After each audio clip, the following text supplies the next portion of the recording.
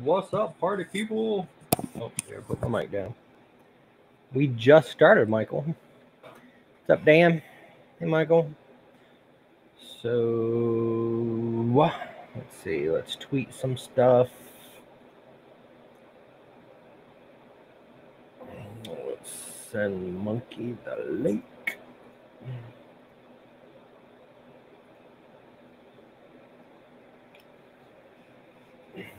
What's up, Bob Carnes? Hey, Nam fam. Ugh. So I figured a decent discussion tonight would be some MMU stuff, since I've been doing stuff with the palette for ear savers this past week. And Monkey got his Prusa slicer up. Or not Prusa slicer. His Prusa MK3 up. And wanted to mess with Prusa slicer tonight. And I don't think he's up for starting his MMU2 building, because that's a task in and of itself. And he's been already streaming all day. Hey, One Raz. What's up, Llama? There's not much green left. There's like green in the back. I need a haircut so bad.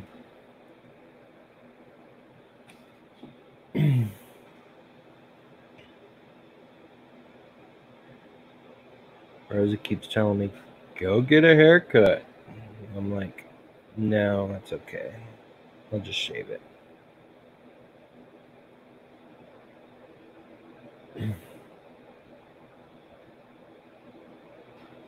What's up, Corey Mac?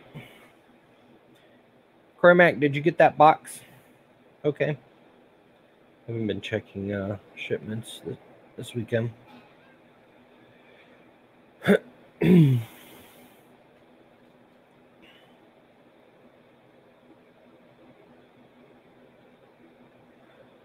thinking about shaving it. About 3 weeks it'll be growed back. What's up, Sean Butler?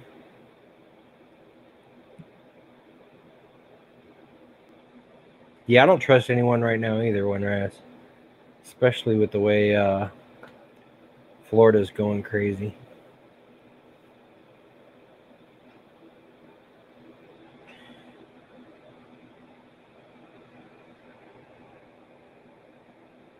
Oh, shoot. Why am I so tired lately? Getting old.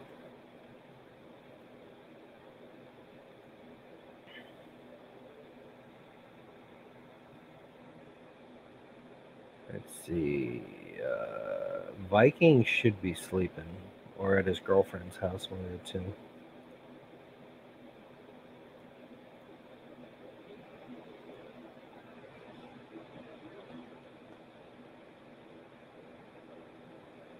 What do you mean you don't get a hi? Like I don't talk to you all damn day. Hi, Rosa. AKA Cowgirl Donkey Dunks.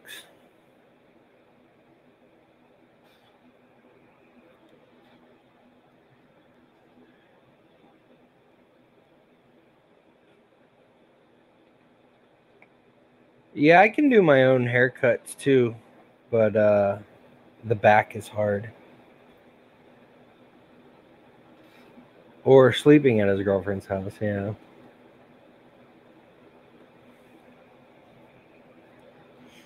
Hey, Paul Cumber.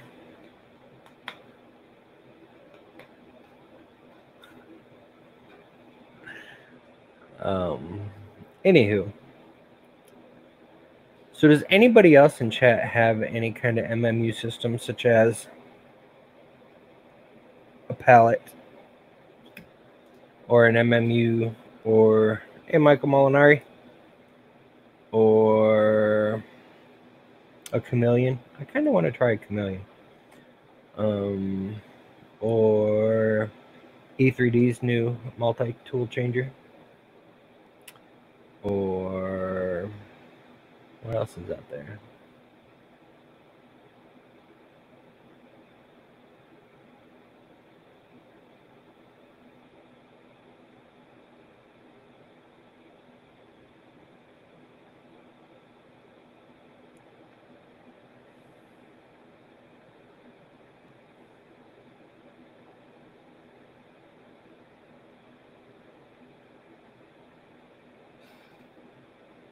A dual extruder FFCP. I don't know what FFCP is, but dual extruders count.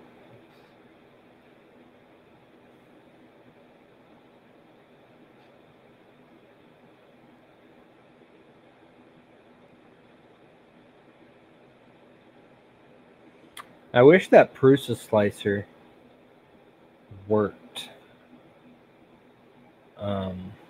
Like without having to set up P2PP, which I still can't even remember how to use.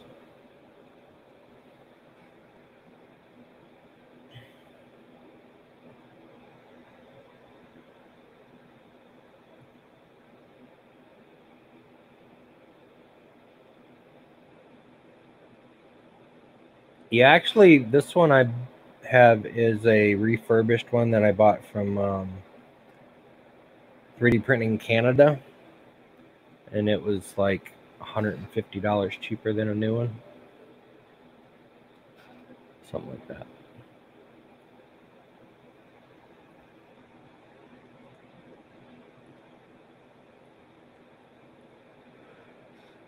Back before money was tight. I'm trying to save all my pennies to get this thing done.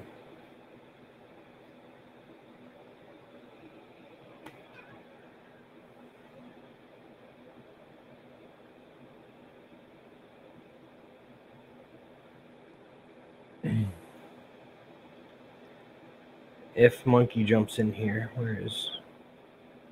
Did I send him a link? Yeah. I'm going to ask him before he gets into his Prusa slicer stuff.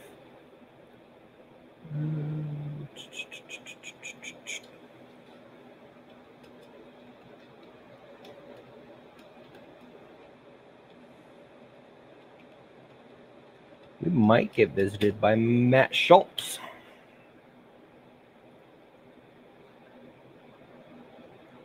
Because he just messaged. Replied to my tweet.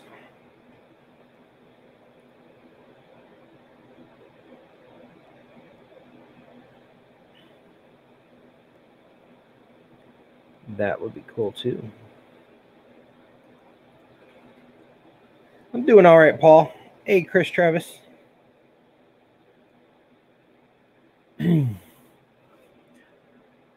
So, Sean, does your dual extruder... I'm guessing it's on the same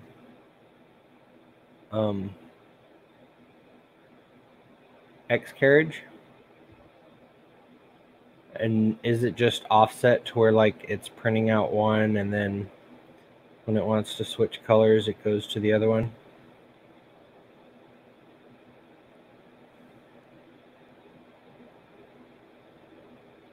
I think I saw when I was ordering E3D stuff the other day, the E3D has a variant. Is it the Chimera that has multiple hot ends?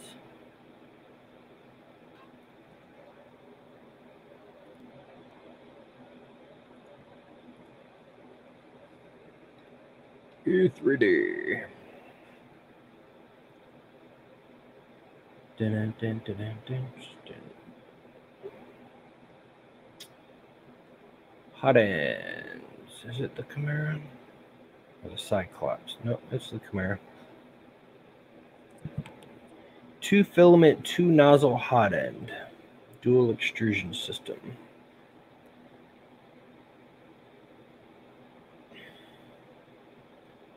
What's their Cyclops do? Why is...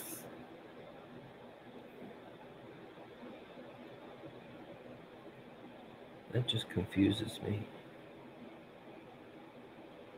Oh, that's their 2 filament, 1 nozzle. Gotcha.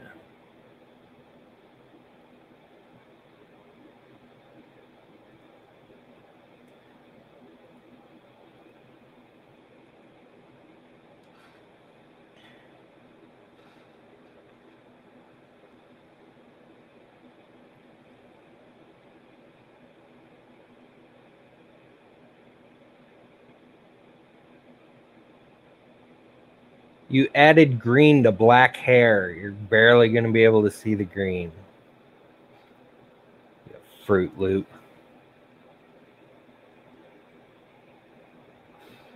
It didn't even lighten your hair any.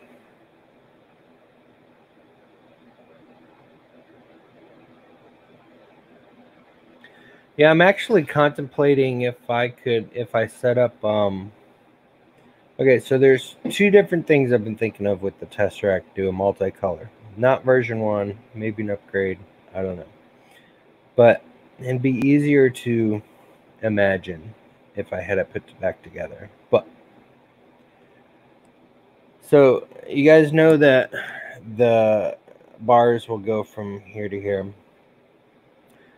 And so if I add a bar in the back that moves up and down with the whole gantry, I could either put tool changers on the back that it could swap on that bar, or if I do like the Chameleon and I just put motors up here and turn it into like a Bowden thing. Actually, I could probably put motors on the front because this thing's so huge I doubt people are going to want to put stuff in the back. I'm already thinking about for the electronics, because the new motors that I got that use the ribbon cable and will be going up here, they only have 1 meter cables. I needed 1.5 or 2. So it's only going to reach from here to here and like here to here. God, it's hard to do stuff backwards. So what I'm thinking about is having a control console along the front. Boop, boop, with like the pop-up touch screen. But putting all the electronics in like a control console on the front. We shall see. Hey, what's up, Vince?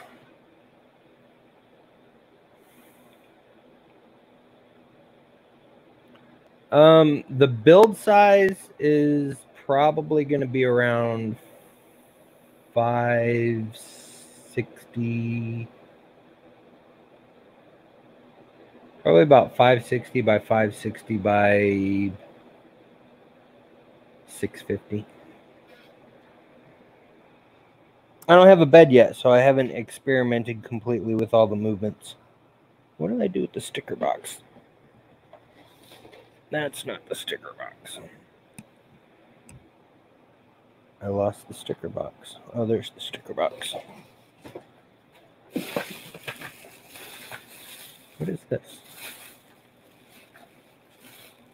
Oh, magnets. Vince, I got your stickers in. I kind of teased him in the video. I accidentally ordered 3-inch ones for Brian's.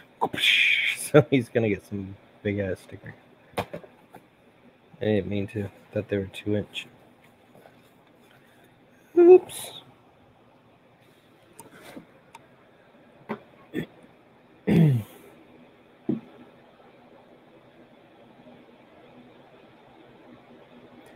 Yeah, there is actually one like that, Sean.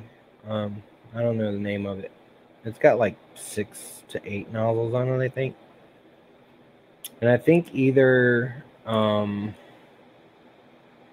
guy from CME CNC has it, or the guy from Atomic has it.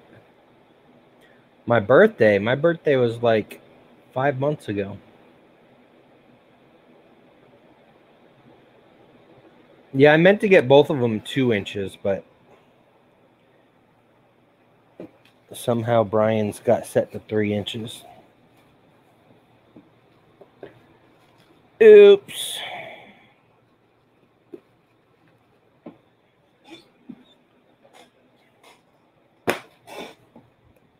And then they had a sale on these holographic ones when I was ordering.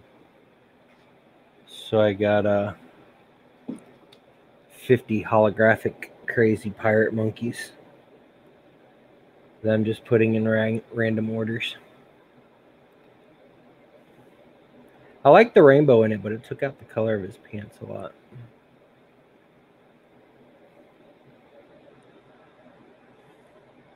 I had that design made for Jordan when he was got his leg chopped off. And became a pirate.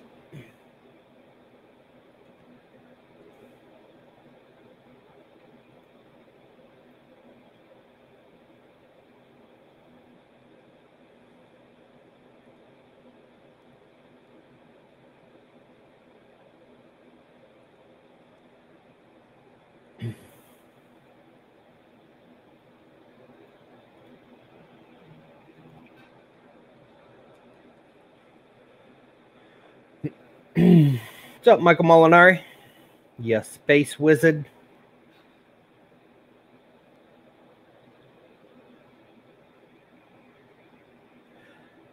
Yeah, Brian may be a bigger YouTuber, but I absolutely did not mean to order stickers that flipping big.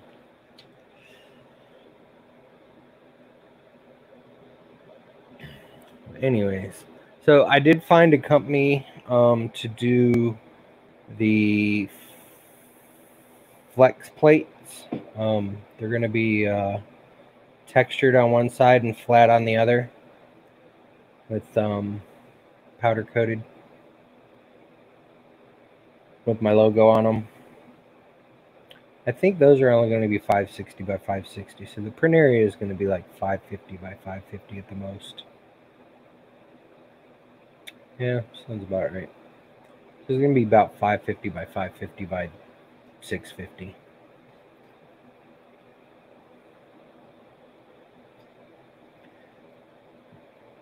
Yeah, all of that's rumor mill until hey, what's up, Timothy Harkness? What's up, Zolam? I don't know if anybody wants to join in the multi-material conversation. I got Jordan and possibly Matt Schultz showing up at some point. But if a couple other people want to join in and talk multi-material, you're more than welcome. Just let me know and I'll DM you a link. What's up, Devin? Holy cow, getting a lot of... What's up, Paul? Getting a few people in here I haven't seen actually show up in a while.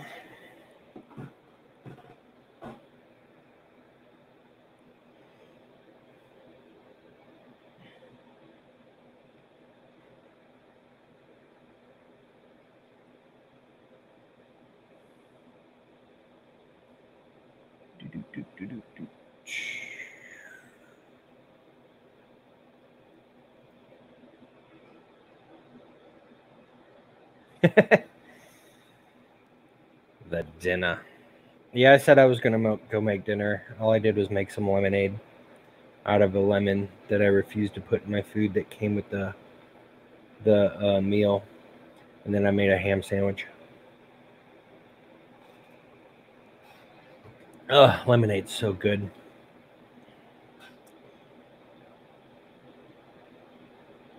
Let's see. I bet I could get Chris Lane to join. Maybe I could get him to show off his multi-material printer.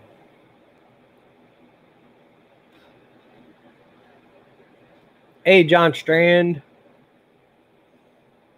Devin, did you guys, like, I know with COVID, stuff was canceled, but are you guys still working on your Earth project to show off during the virtual Earth?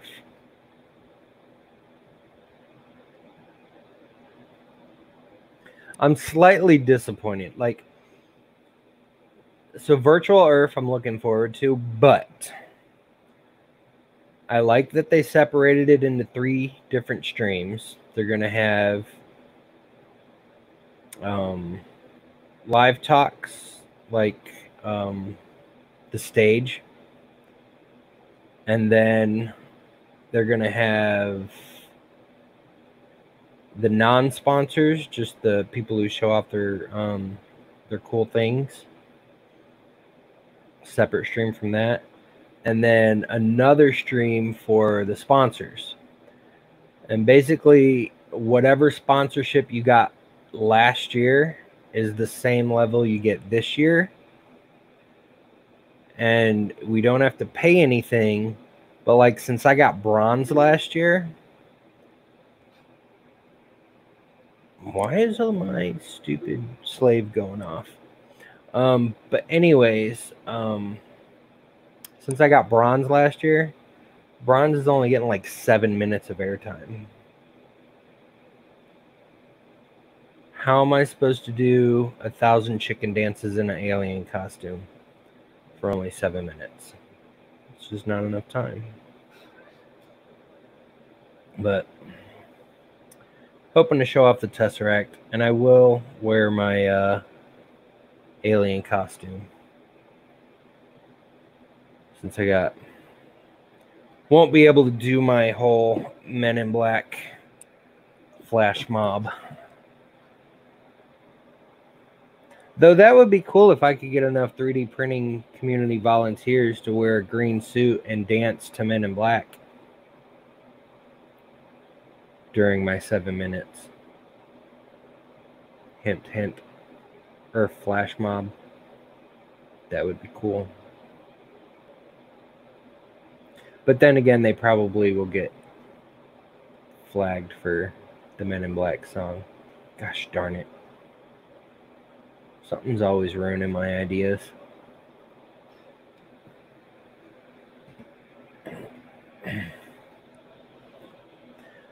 Michael Cassell, that is probably an excellent idea.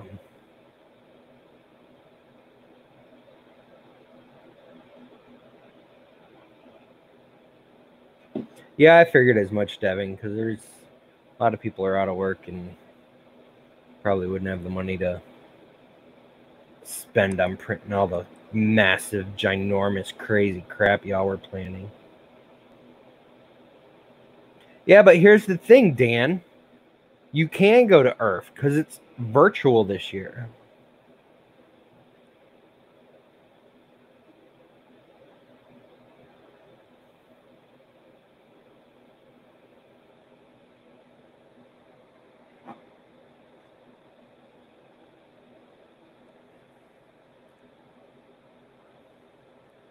But yeah, I'm not sure if where'd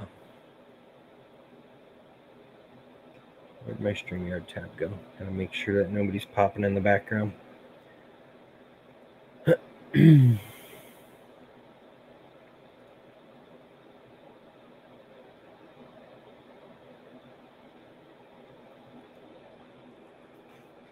Now where'd my chat go?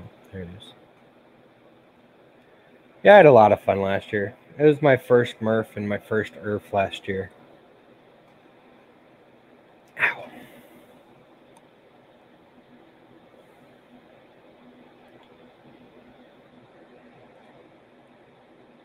Yeah, you being stuck up there, you probably didn't get a lot of traffic.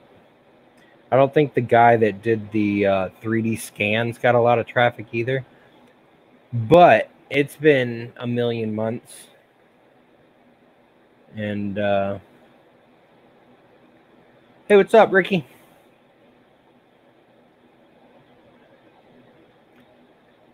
Brian Vines. Girl, look at that body.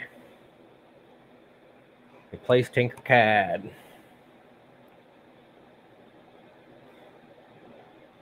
See, Tanny, or Ricky Tanner, would you like to join the stream? Because we're supposed to be discussing multi-material setups. But 2 people haven't showed up yet.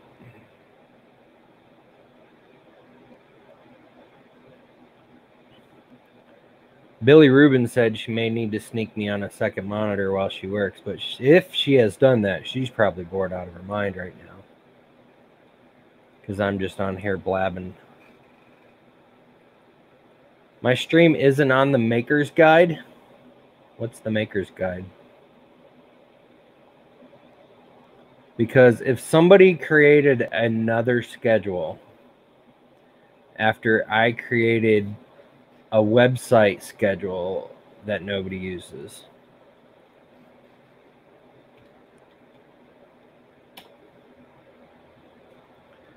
It hasn't been updated in a while, though. Probably need to.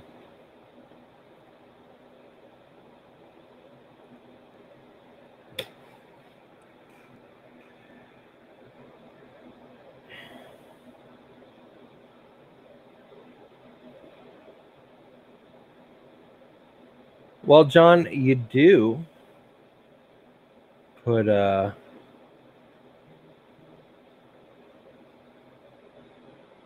okay, hang on. I got to go look at Devin's schedule thingy.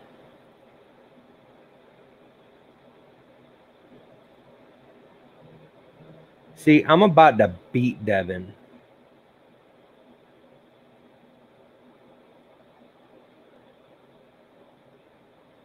I'm going to beat Devin.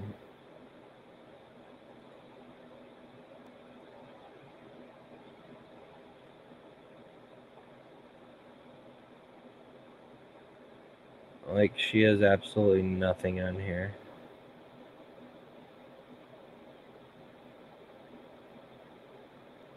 But I'm going to beat Devin.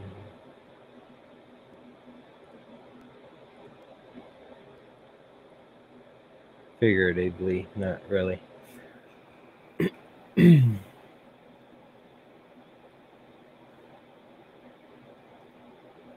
Actually, John Strand, it's more like you print 20 keychains and then 50 cubes and then a 12-hour 1-inch orc print.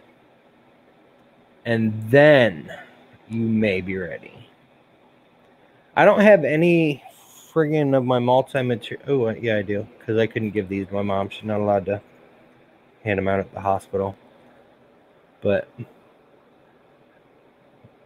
after calibrating for months, you can finally print out multicolored things. But I need to stop using canvas to slice things because it's just the quality of using canvas is not that great. Brian Vines, what was your last video? Catch you later, Zolam.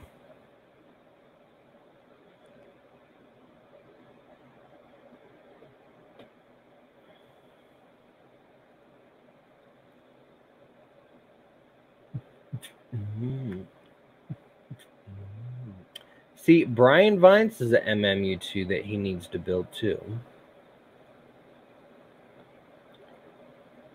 But he'd rather play with Tinkercad.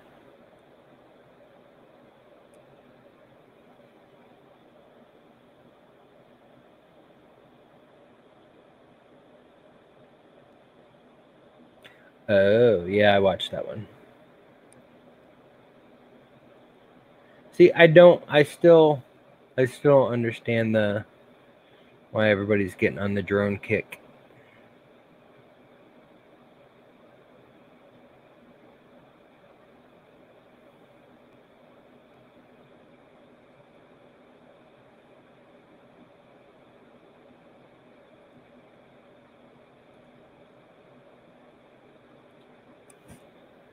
Like, if you crash your drone, that's a lot of flipping money.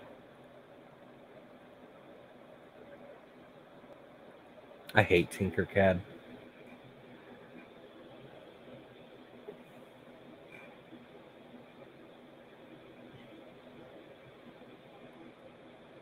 I think my first year in 3D printing, I started in January of 2018. And then in April, Tinkercad had a contest going on about some kind of Easter design thing, right? And I wanted to make a bunny rabbit to where you bop on his head, he poops out M&Ms. And I think in Fusion 360 I could have got it done. But I got into Tinkercad and I couldn't do squat with Tinkercad.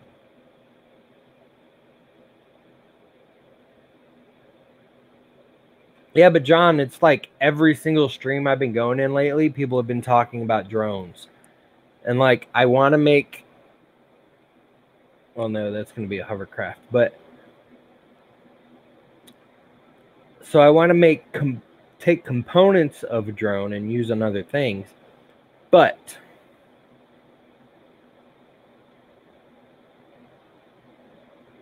what do you do? Like, there was somebody, I can't remember who, they use a drone to go out and see when a pond overflows because it floods the street. Hey, Polymate. I still need to talk to you. I keep meaning to DM you. Because I want to work something out to where I could do a speaker design in the UFOs for a print your own speaker. But I think you sell all your designs, right? And I don't know if you want to give out designs to hundreds of people for free.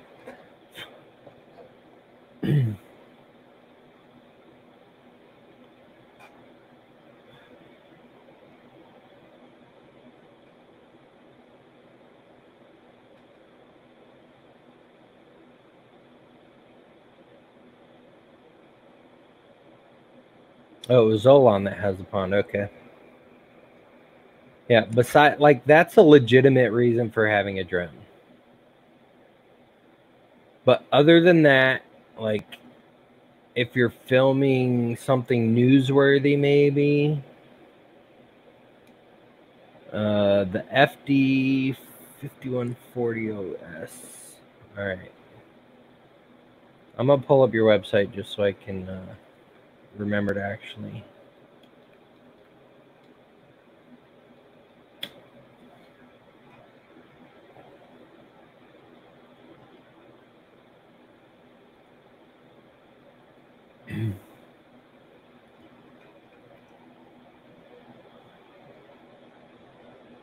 Ooh, well, if the build video and the assembly guide's already done, that one wins my vote already.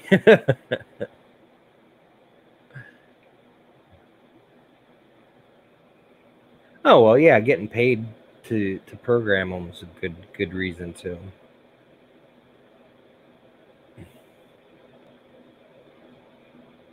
Yeah, I know. It's just, there are some hobbies I just don't understand. Like, I watched a drone racing show while I was doing UFO, because you can do things with a printer. You can literally do things with a printer. And I see Monkey. I see you, Monkey, but I don't know if you're ready to go live. Give me a thumbs up. Okay. Hello. I'm here, but I'm measuring something, so just give me a second. Yeah, I wasn't sure if you were. No, but I'm ready to chat. Captain Hopalong. Wait, what are you actually walking on? Oh, this is my iWalk, dude. I didn't know you had an iWalk. Yeah, so hang on. Let me see if I can. So this is a iWalk 2.0 with my cup holder. And then I got this fancy cubby holder thing on it now. It's like a crutch purse. So my wallet and keys and stuff can go right in here. I don't have to carry anything. Dude. And I can just walk around. And the nice part is if I fall for some reason, okay, I cannot physically land on the end of that. So I use a cane. I have a cane I use with it just to help with extra stability. Right. But Joshy. Yeah. Oh, this is happening, buddy. Oh, this is happening big time. What, a Tesseract? Sure, no. Are you talking about the multi-print thing that we Yes. So this is a multi-material stream, right? That's what we're calling it. That's what I saw. Yes. All right. So I don't have the chat open. Sorry, chat. I'll come back to you in a minute. But so the other day, somebody was explaining their setup at their location through a video chat that I was having with some people over on Wexter's Discord channel. If you aren't already signed up for Wexter's Patreon, It's worth it every penny. He's a good dude. It was just his birthday. But anyways, he was talking about it, and he's like, I love rep boxes. They're fantastic. It's more the case of they don't necessarily suit his location for where he's at, for what he needs. Right. So he built one, not creating it himself, working off the shoulders of somebody else, basically. They're standard ideas, using these IKEA cabinets and parts that he's purchased from Repcord, the rep rewinders and stuff like that, and this rollers, so that he can accomplish a similar goal with a different size. If you want to shoot me the link, I can share screen it, maybe. I'm working on it. I just got to measure something. Yeah. So anyways. Hey, Chris Galata. Hey, Geek Tech. Oh, crap. That's huge. Hey, Mr. Buttram. Did I miss anybody? Hey, old curmudgeon. So, the gist of it is you use these IKEA cabinets that are called Besta. Besta? It's BESTA. Besta. And they come in various sizes. They come in a 1 unit, a 2 unit, and there's a TV bench, which is 70 inches long, 15 3/4 deep, I assume, and 15 high. What's up, Carl? And this shelf is like 74 inches. So I could totally do it. I could do a wall-to-wall Repcord inspired with rep rewinders in there. Storage unit for all this filament. I could put the LED lights in it and everything like that. Put my EVA dries in there so they stay dry. Good night. Go to bed. You're supposed to be asleep. Get. But I love you, Daddy. Yeah. And then I could put all the stuff in there, but then I could also feed the printers directly from it if I wanted to. Right. I could feed the MMU through it if I wanted to. I could technically feed the pallet through it if I wanted to. And then that would be one whole big rep box back there, which frees up room elsewhere for actual rep boxes. Because, again, cool. I love Pooch and I love rep box and Repcord, so I'm a supporter. But so we're talking about it too, and for me in Canada, the price point, like if there was Murph this year, I was buying a rep box because I was going to be there. I could drive home with it, no big deal. But for me to order one and buy it and ship it, like, again, love Pooch, loves what he does and everything like that, and he deserves to make every dime he earns. But the Canadian government doesn't like me, so they want to take all my money away. and it's going to cost me like several $100s for one rep box, whereas it's going to cost me like $220 for a 4-foot one. Right.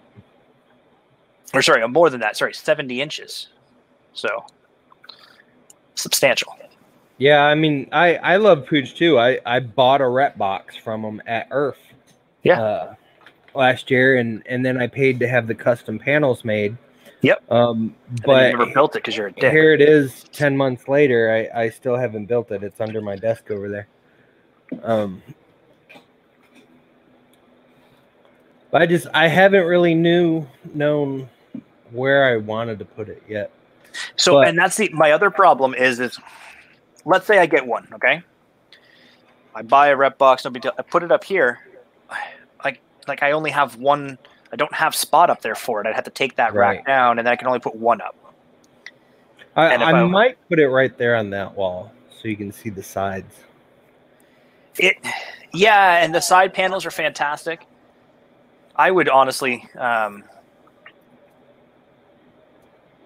just buy the side panels and put them on my wall. Because, you know what I mean? Like, again, yeah, I love Pooch, and I want to support him in any way I can. So, you know what? I might just buy the side panels and stick them on the wall and be like, there we go. I think it's Travis that makes the side panels, and he does some. I mean, like, you can't really see it very well on on No, stream via the but camera. yours has a crazy. But yeah, it almost looks with the way the aluminum shines behind it, the way he does the finish before he puts the design on, it almost looks like it's holographic. Like the background is holographic, and then my picture's on the front. So it looks freaking amazing. Travis does an awesome job at that.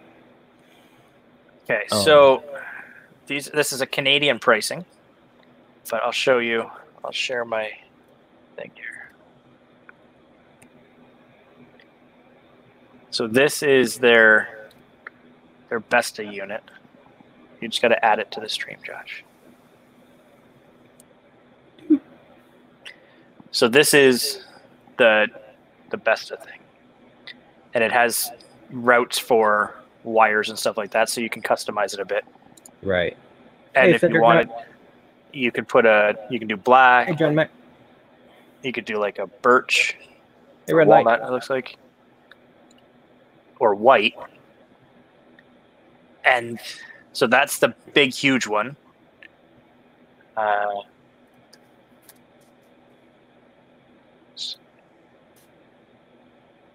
And like I said, there's a smaller one, and there's another one which is just a single.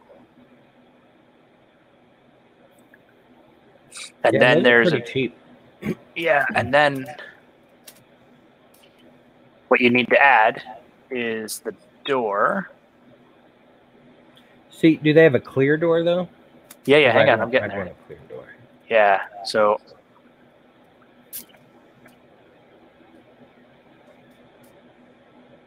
then there's a door, which is glass in the middle. And again, you can do different color faces or whatever, and it's got glass in the middle. So you can see everything, and then it's got glass, but then you add the hinges. You need one hinge kit per door. So if you're going to do a 3-door setup, you would do 3 kits. So you get 3 doors, the 3-unit thing, and 3 hinges, and then you got to figure out how to route the filament through, right? So in that case, I'm sure you can, go to Repcord's website and you can buy accessories, right? You can buy the compression fittings and all that. Yeah. Well, the rewinders, the rollers. Pooch also uses these really awesome, like pneumatic couplings, the plastic ones that thread in there. Right. So you could just drill the right size holes, buy those couplings from them probably. And if you can't, and I'm sure there's a way to. And while you're looking up that, welcome, Matt. I always want to say Schultz because I think of Peanuts, Charles Schultz, but Stultz. Correct. You got it. Bruce 3D. Yeah. And I had the pleasure of hanging out with you at Orlando Maker Faire. So that was really absolutely. It was awesome. I've had the pleasure of hanging out with Matt most Fridays since the world shut down. I'm the live on streaming. We do a video chat with some other makers and creators and people, fun environments, and I've missed out for like a month, and I feel like I've ran away, and in my life, just like Fridays are not as good as they used to be. Yeah, the Friday call is awesome and very interesting, and I never would have thought in early March when we started it, or mid-March or whatever, that like it would still be going, and that we would have created like a family out of it. It's awesome. It's really good. It's crazy good, and the variety. I think a lot of it too, since the coronavirus and a lot of people are either out of job or shut down or whatever, a lot of people are home. So there's a lot more streams popping up than I used to see. Yeah. And this isn't like, I intentionally made this not a stream, and not a negativity towards anyone who streams out there, but when people are on streams and anybody and everybody can watch it, like people tend to perform to the stream. And the Friday night call is just a Zoom call that's never recorded. What happens on the call stays on the call. Ish. Well, ish. Yeah. Stuff bleeds out into the real world, but the nice part is that it's not anybody's brand or anything, right? Right. I mean, I'm obviously in there poking everyone to post their stuff to Prusa printers, but outside of that, it's pretty just people hanging out, having a good time, and it's what we all miss from the after parties at Murph and hanging out at Maker Faire and stuff like that. But and like we found out about this place called Maple Glass, so it's a combination between a place out of Toronto, like in Canada, and Australia or New Zealand. I can't remember which one, and I'm sorry for those in those areas that I know they're two different places. I know it's Australia. It's Australia, but they're 3D printing glass. What? Yeah, I've shared it. I've shared a bunch of their stuff before, and I post it anytime I see it. And to learn that, you would only learn that kind of stuff from one of those fair events, from one of the walking around, seeing the booths. So for me, this has been fantastic because this was going to be my first Murph. Can't be, and here we are learning things still, and I love that. Yeah, I've reached out to a couple companies that may not be necessarily the name brands that everyone knows, and I've gotten them to come on and just present to everyone, and it's a really comfortable place where they can get questions answered or asked, and they can answer questions, and people can learn stuff, and it's been great. That's really cool. I need to get in on that just to hang out. I don't want to promote me or anything. I just want to hang out. Yeah, we would absolutely love to have you. So every Friday night, 9:00 Eastern. Yeah. And that's the other thing. It's Eastern time zone, Josh, so it's fine for us. Like, hey, it's good. Perfect. It's yeah. But that's where, like I told you earlier today, that Matt has been training me basically to constantly say, "Did you post it on prusaprinters.org?" Yeah. My master plan is fully coming to fruition. So in fact, my spool sample maker, I don't think I actually uploaded it anywhere else. Yeah. Well. Yeah. That is absolutely fine by me. Exclusive. Go ahead, Matt. Yeah, I mean, my whole point is, and one of the reasons why, I came onto the Prusa team to really work on that side of thing is I'm super passionate about the sharing aspect of this community. It's I've said it before and I'll say it again that I feel like the culture of sharing and the sharing of actual physical objects and the sharing of ideas is more important than the machines.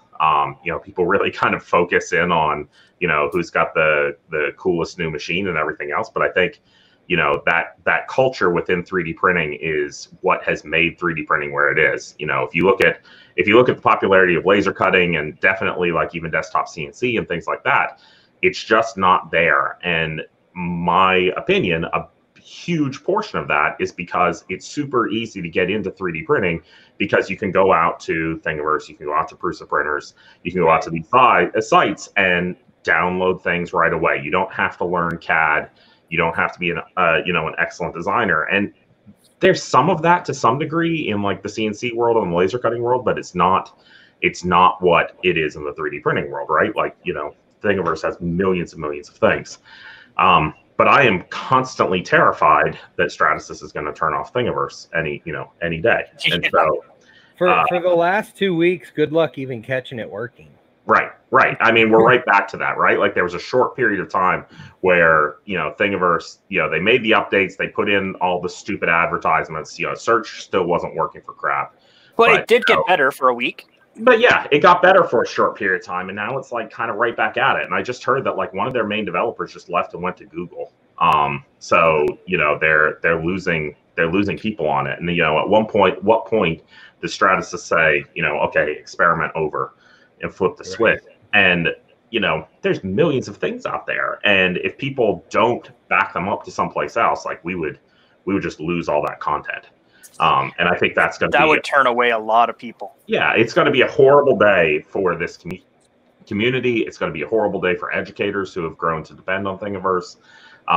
It's just not a good thing. So, even if you're not entirely on board of oh, I want to post my stuff exclusively to Prusa printers, it doesn't hurt to back it up someplace else and have it accessible. And you could say, okay, well, when Thingiverse goes down, I'll just move all my stuff, someday then. But what happens if you lose that on your laptop?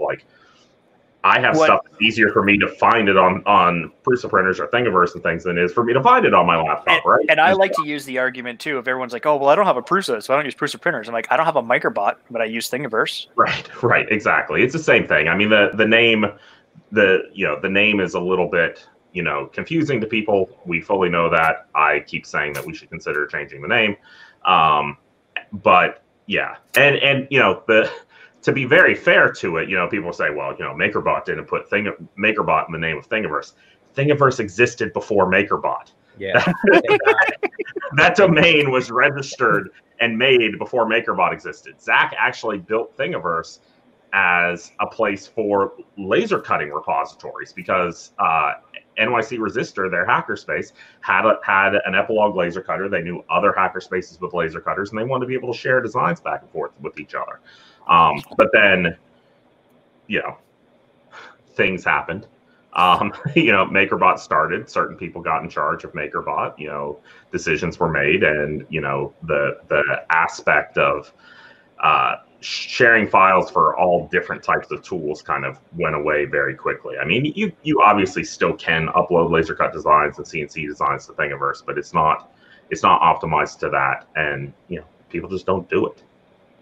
Yeah. Well, and like you were like kind of throwing back to what you're saying about not only our Friday night call, but also the maker fairs and the get-togethers you do, and then the accessibility of 3D printing. We were talking throughout when I was building my MK3 here that one of the best parts about the 3D printing community is not just that there's so many people out there to talk to, but there's different little pockets of groups. There's people. Oh yeah. But like Josh just said, hey, I want to come hang out on that stream, and you weren't like, no.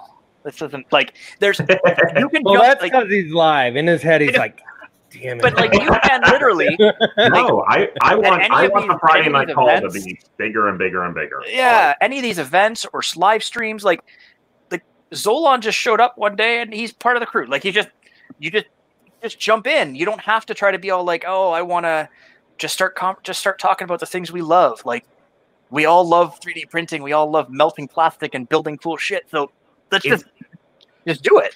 Yeah, it's actually one of the things I've said for many years has become kind of the problems about the politics of like 3D printing guns and things like that, especially the fact that that. Am I allowed to swear on this? Is it? Yeah. All right, okay. All right. So I just want to make sure. But yeah, that dipshit Cody Wilson and all of his libertarian kind of bullshit and everything.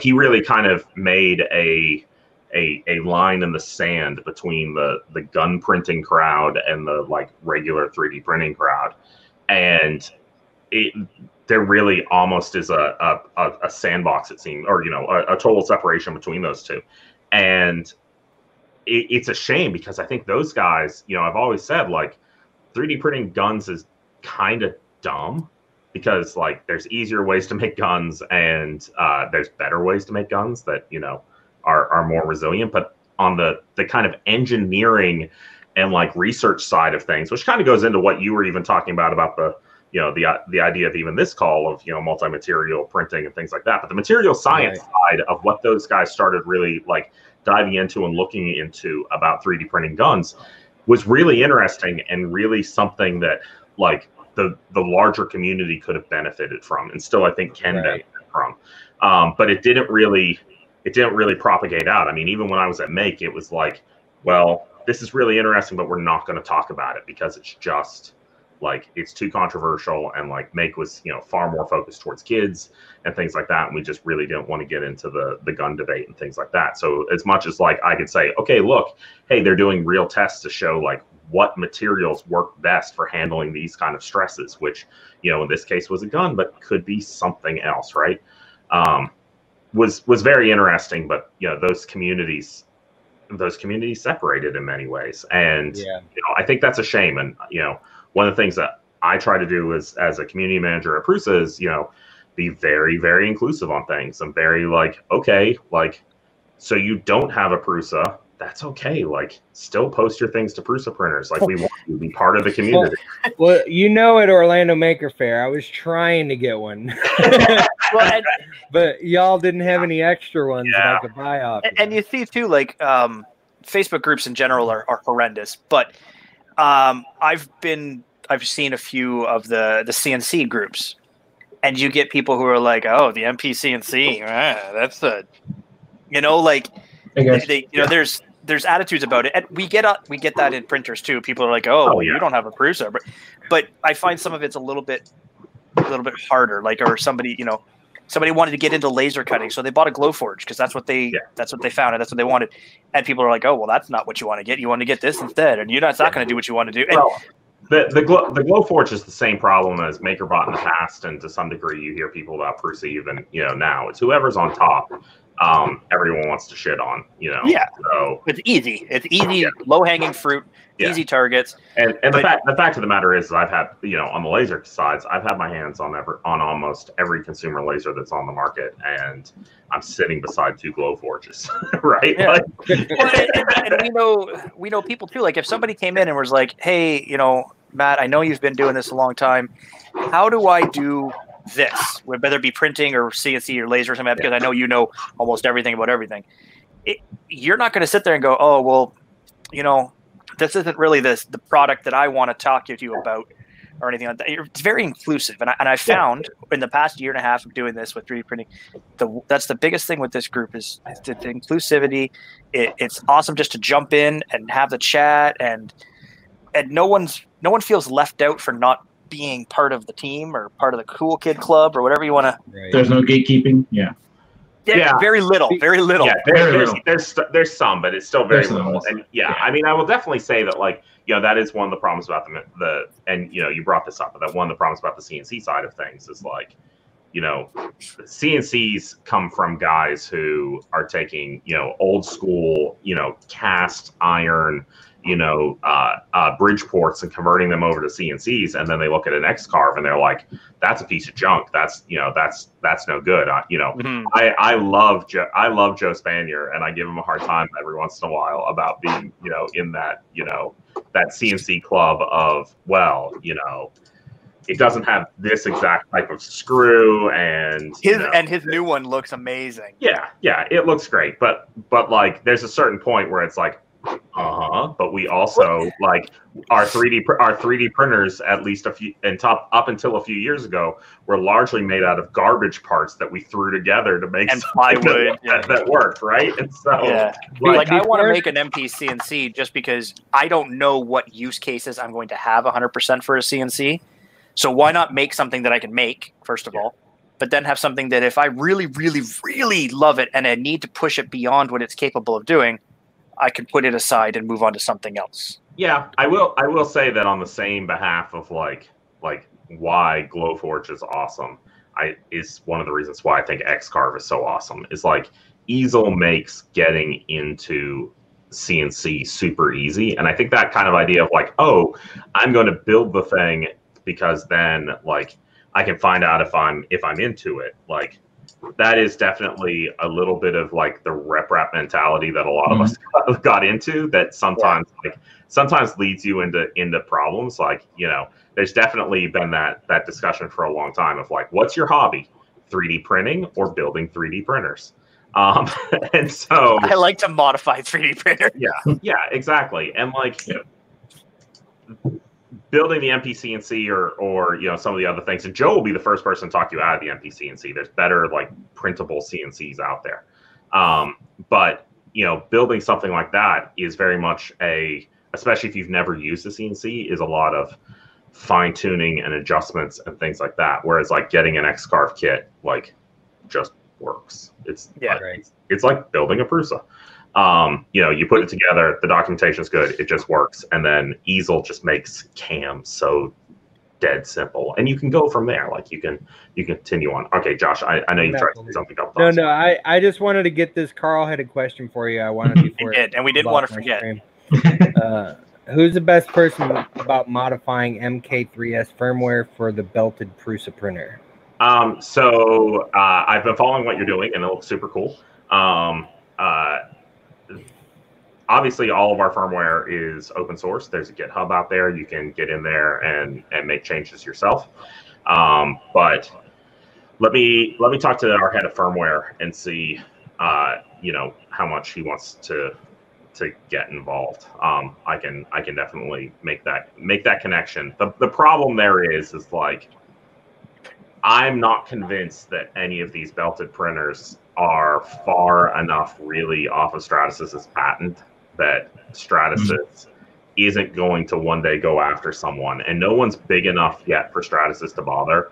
Except when you slap it on a big orange boy. Except when you slap it on a big orange boy, right? Like if we were contributing and we were doing it directly and things like that, I think we'd be big enough of a fish for Stratasys to come after. And you know, I know we can all argue that like it's far off from the patents. You know, the angle changes things and blah blah blah blah blah blah blah. Although your belt printer doesn't have the angle, I think it pretty much runs straight into the MakerBot automated build platform patent, like spot on. Which I am also convinced is the #1 reason that Stratasys actually bought MakerBot was actually coming after that patent and a couple others. Because I don't know, it was 2015 or 2016, I think 2016 maybe, at Rapid in Pittsburgh, actually. You know, Stratasys unveiled one of their new machines, and it was a 3D printer with an automated build platform. And like, you know, the kind of idea that the patents would flow down from Stratasys into MakerBot never really happened, but instead the MakerBot patent flowed into the Stratasys stuff. And so is Stratasys actually selling one right now? Oh yeah, Stratasys has an industrial printer with a belt on it. I haven't seen it. Okay. Yeah. And I guess, Carl, the question is, because what it sounds like is kind of similar to, I think, what PrinterBot was doing, Brook was recently, where it's a component that you add yourself to an existing printer format, kind of getting around that patent, I guess, possibly. Right. And I mean, if you're doing it yourself, that's fine. But if we start helping you write the firmware to make it compatible, are you doing it yourself? Yeah. That's why I like what Carl just said. So Carl says he understands this exactly, and that's why he's doing it. Somebody's mic's squealing really bad. Yeah, it's not mine. Wait, let me make sure. As soon as you muted, it got a lot more quiet. Crap. Okay. I have a new setup I just put in here with speakers and stuff. There it goes. Yeah. Sorry, Chris. Sorry. Oh, maybe. Oh, it's Matt. It's me? Yeah. Okay, hold on. Yeah, so what Carl was just saying here is that he's building it himself and sharing his findings. Right. Leave it up to somebody else. But again, so this is where you would be better off to not use a Prusa INC board. You'd be better off to do the SKR mod bear, because then you're using just vanilla Marlin and it's whatever it needs to be.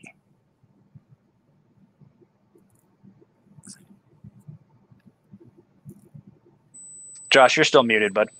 Am I better now? No. No. Oh, there we go. There we go. Yeah, it's still. It sounds like a cricket. Did you put a cicada in your pants? No. I just changed the battery on my Change mic. the battery, yeah. Let's see if that would help. No luck. Oh. Are you using any kind of like processing driver or something on the computer? No. Yeah, let me get rid of the fancy mic and just go. I'm gonna mute you just until you swap it. Is that better? Nope. I'm using a totally different mic now, so That's it must be weird. my connection. Josh, kick him out of the stream and bring him back in. Like remove him from the stream, bring him back in, and see if that does it. Because it could be a StreamYard thing. Nope. Nope. Do you have a phone nearby or something like that? No. Someone using the microwave. You know what's weird though is you've never had this problem before, Matt. Like No. That's weird. Yeah. Let me just entirely disconnect, and I will come back. All right. And see if that changes anything. Hey, Devin. So multi-material, Josh. Yeah. Multi-material. Did we actually get started on that before I got here? Or? Not really. We kind of really. touched on it for a second. This is an MMU kit sitting right here, and this is totally not a sponsored video, by the way. It just so happens that I moved it off the desk, and this was the closest flat surface I could find. So I just shoved it up there. Yeah, you're just kissing up to Matt. You say, yeah, no. If I wanted to kiss up, I'd go get my Never Let the Machines Win t-shirt and put it on because it's orange, right? So it would, I'd be. But multi-material, we were talking about it the other day, and it's still, in my opinion, like it's still very like early days technology of it. Like it, as far as like what it can do, it's definitely come a long way. Like from like what, because Matt was right there in like day one, right? So Hello? yeah, you're good. But there's some very large limitations in multi-material as far as some of the mixing of materials goes, and some of the hot. Like I was running into nightmares running my palette through a Hemera because the one filament I was running, I'm pretty sure was annealing before it was hitting the hot end because of the splice. Yeah, so don't mix. So mixing a pro PLA and with regular PLA, well, learned a lesson. Yeah, so don't mix. Do tool change, don't mix. Yeah. And the tool changer, the E3D tool changer, now that they've put the assemble part of it, really, to me, has stepped it up. But before that, to me, it's a 4-headed printer. That's kind of its main use case for a lot of people. Now, yes. 4-headed printer. But it's got the potential. Or in my printer, a 3-headed printer when mine comes out soon. Right. But it's going to grow into something ridiculous. So. Yeah, and they did briefly mention on their video the camera, which they had before. I haven't looked into what else they're actually selling or providing yet. I think it's still on the planning stages. But yeah, I mean, I think the problem is kind of twofold on multi-material on that side of things. It's if you're trying to go out of a single nozzle, out of something like our MMU or out of the palette or things like that, it's being able to have the heat profiles working correctly for every filament that's loaded. And that really gets tricky because not everything extrudes at the exact same temperatures, at the exact same flow rates or anything like that. Yeah. But then if you have a multi-headed machine, the trick is getting in and being able to make sure that everything is precisely lined up. So all your alignment in that case is that's your challenge. Yeah. And so, I got into this because in early 2012, I was working for MakerBot. I was a Thingiverse developer, and I was in the office the day that we launched the replicator. And there's a lot of arguments about like which replicator's which and everything else. But I was order number 2 in the system the day that we launched the replicator. One of the other guys on the web team hit order 2 seconds before me. But I was order number 2, and I ordered a 2-headed, a 2-extruder replicator, replicator 1. The 2 extruder was actually launched at the same time as the single. A lot of people are like, oh, well, because a lot of people are like, what in the world's like 5th generation like MakerBot things? And people out there say, oh, the dual-headed came out after the single-headed. No, that's absolutely not true. And so, but yeah, so in 2012, I bought a dual-headed MakerBot. I was in luck that my nozzles are close enough to each other that on both height and spacing worked out well enough that I was able to get really good multi-material or dual material prints off of it. So when we first started marketing it at MakerBot, the entire like marketing campaign around it was, oh, now you can print 2 colors. So they released a globe where a model of a globe where the water was blue and the land was green, and oh, isn't it so exciting that you can do 2 colors? And I was like, yeah, 2 colors is cool, but what about 2 materials? Which wasn't necessarily the biggest deal at the time, because still at that time there were very, very few companies that were actually selling 3D printer filaments, like specifically designed for 3D printer filaments. It's like one of the reasons why we got stuck early on with like the 285 solution is that was like one of the more common plastic welding rods that was out there, and people were able to get it from these companies that were using it for plastic welding in other productions. And once we started seeing, you know, filaments specifically being designed for 3D printing, we started to see, you know, some of these greater potentials. And the first thing I wanted to do was be able to have soluble support material. You know, I saw that as being the kind of holy grail of what can we do next. And obviously Stratasys and, you know, 3D Systems and things like that had soluble support materials for, you know, their high-end printers, but getting hold of that stuff was tricky at best. We could every once in a while because, of course, their spools were all chipped, and they would actually report that more filament had been used than actually was. So there'd be remainders on spools, and so some of us playing around in the early days would find universities and things that had Stratasys spools and get remnants off of their spools of their soluble support material because they were just throwing it away anyways. But you know, I really wanted a solution. PVA was out there, but PVA at the time like printed like crap. It was so crazy expensive, and it was just kind of junk, and it went back. I still think water soluble is stupid expensive. Yeah. It's still kind of it is cost prohibitive, which is I think one of the reasons why you just don't see it very often. And you've got massive challenges in actually printing it. You need to have you got to have it enclosed. You got to have it fit, like you got to keep it dry. You got to dry it out. You got to make like all of that just makes it less accessible to the everyday person. Yeah, I found kind of figuring out how much I needed for the most part, and like, you know, taking out of a bag, cutting off those sections real quick, keeping the rest of it in the bag, and then just printing what I needed, and you know, and running out of it was what I did most of the time.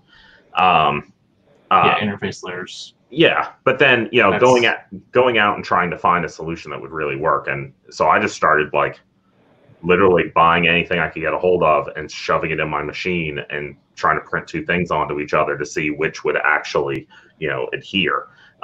At first, my hope was like, could I get stuff to adhere to nylon, because nylon doesn't react to anything, right? So, you know, PLA at that point like wasn't really a thing. We were printing mostly in ABS, and so my thought was like, could I get ABS and nylon to bond to each other, and then I could acetone away the ABS and be left with a nylon part that had, you know, more interesting. But as all of us know at this point, nylon doesn't like to stick to anything, and so getting nylon and ABS to bond just didn't work.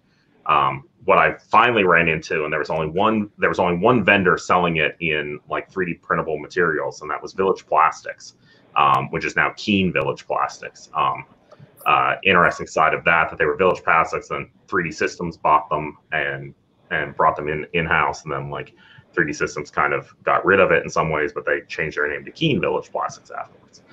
But Village Plastics was selling this material, HIPS, high impact polystyrene, and I was like, okay, let's get a hold of this and see what happens. And I did a little bit of research and found out that HIPS could be dissolved in limonene. So I was like, okay, let's see what happens.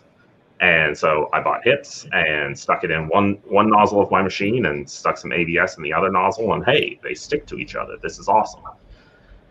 So I printed out one of the Hilbert cubes with the two of them and, you know, some other like test blocks. And the next thing I know, I toss them in jars of limonene and shaking them up and leaving them for overnight. And hell yeah, I was able to dissolve away the HIPS and be left with just an ABS part that had, you know, I was printing gearboxes with, you know, internal gears and things like that. Oh, nice. And Hilbert cubes and all these crazy things. The thing with HIPS, though, that's a high temp print, right?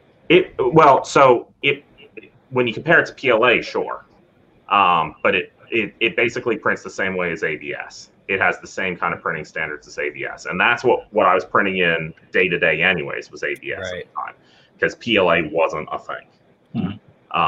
And so it wasn't until I think like late 2012, maybe early 2013, that PLA really started to like come into the scene. So, you know, the whole idea of like high temps and enclosed chambers and this, that, and the next thing, this is what we were all kind of fussing around with on ABS anyways. And so the print characteristics between KIPS and ABS were pretty much the same. So I want to answer, Crystal Cocky had mentioned earlier, multi-material won't grow until somebody actually makes models for people, or someone makes it easy to color your own model. Correct, which is actually what I tried in 2018 with the very first Venturi 3D printer that we had on Kickstarter briefly before we took it down. So the idea back then was we had an MME 1.0, which is the only one we saw at the time.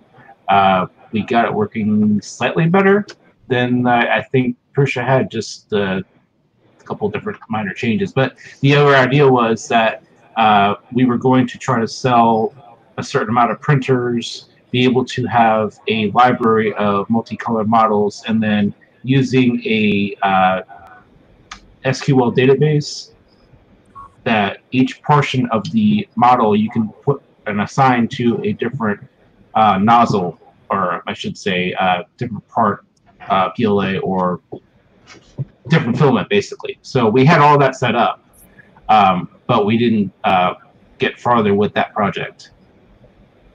Now, what about your new printer? It's got the tool changer on it, and Right. I saw Chris mention that the tool changer's quite buggy right now. Well, Are you the thing is, are you printing with yours yet?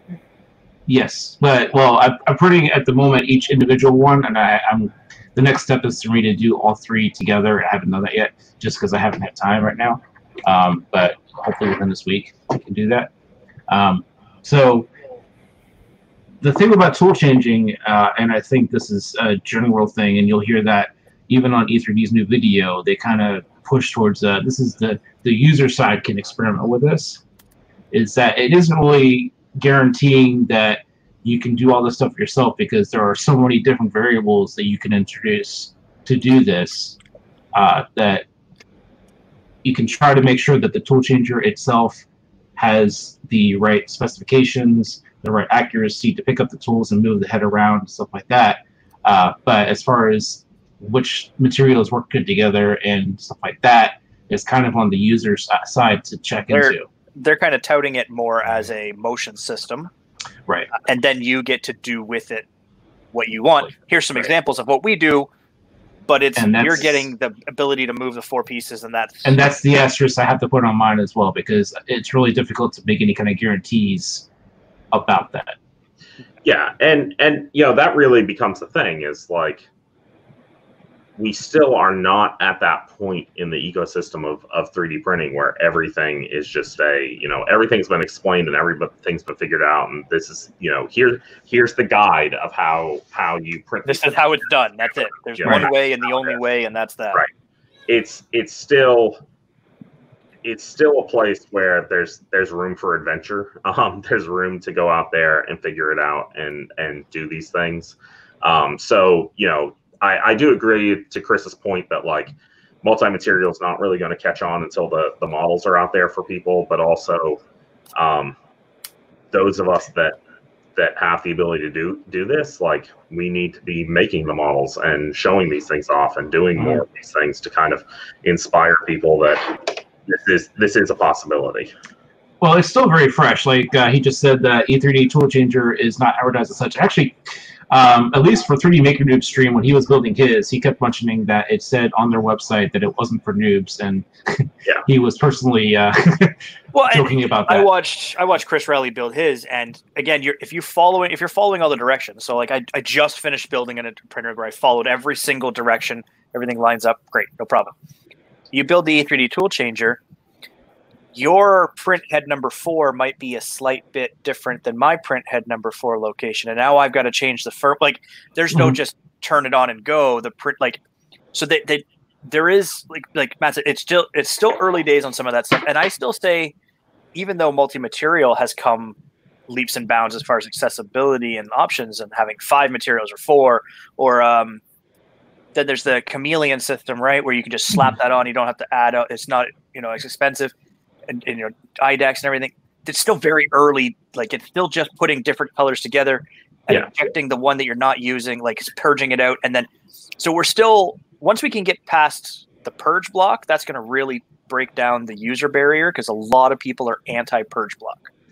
Yeah, and the funny thing is like we didn't have purge blocks on replicators when we were doing it. Like you just did a retraction and dealt with a little bit of ooze and just. Well, that was you had different nozzles at that time too. Yeah. So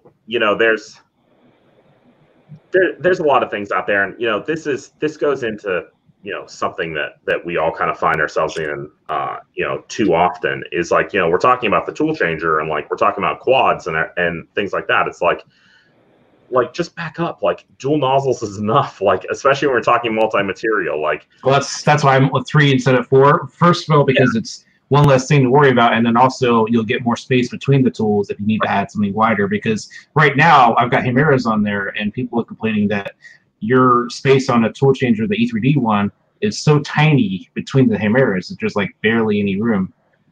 So having a bit more space, you can put a bigger fan or whatever you want to do. I thought was a good thing. And you can kind of see even at 3 as being like, I think 2 is great. 3 is almost to that optimal size because what do you have? You have a rigid material, you have a flexible material, you have a soluble material. I mean, that's really kind of where you're looking at when you're talking multi-material right now. Yeah. And someone could argue, well, what if I want to change like the hardness of my rigid, like sure, right? Like there's a material out there that'll allow you to do that just in one go, and, right? So, for me, if they want to do that, then buy the E3D one. Well, and also, what point are we now talking? I think we really need to step back and talk about it more as there's multi-material and multicolor. We are mostly doing multicolor printing. Right. Yeah. For now. Like we are taking 2 PLAs and we are making a multicolor print. Yeah. This is not like it. And so then that's where the difference kind of comes into play. And that's where some people kind of get hung up on it is, well, like multi-material, like you said, Matt, with the temperature profiles, you can't run necessarily like peak and PLA through the same machine at the same time and expect it to work properly. Right. And there's a limit to your material aspect of multi-material. Right.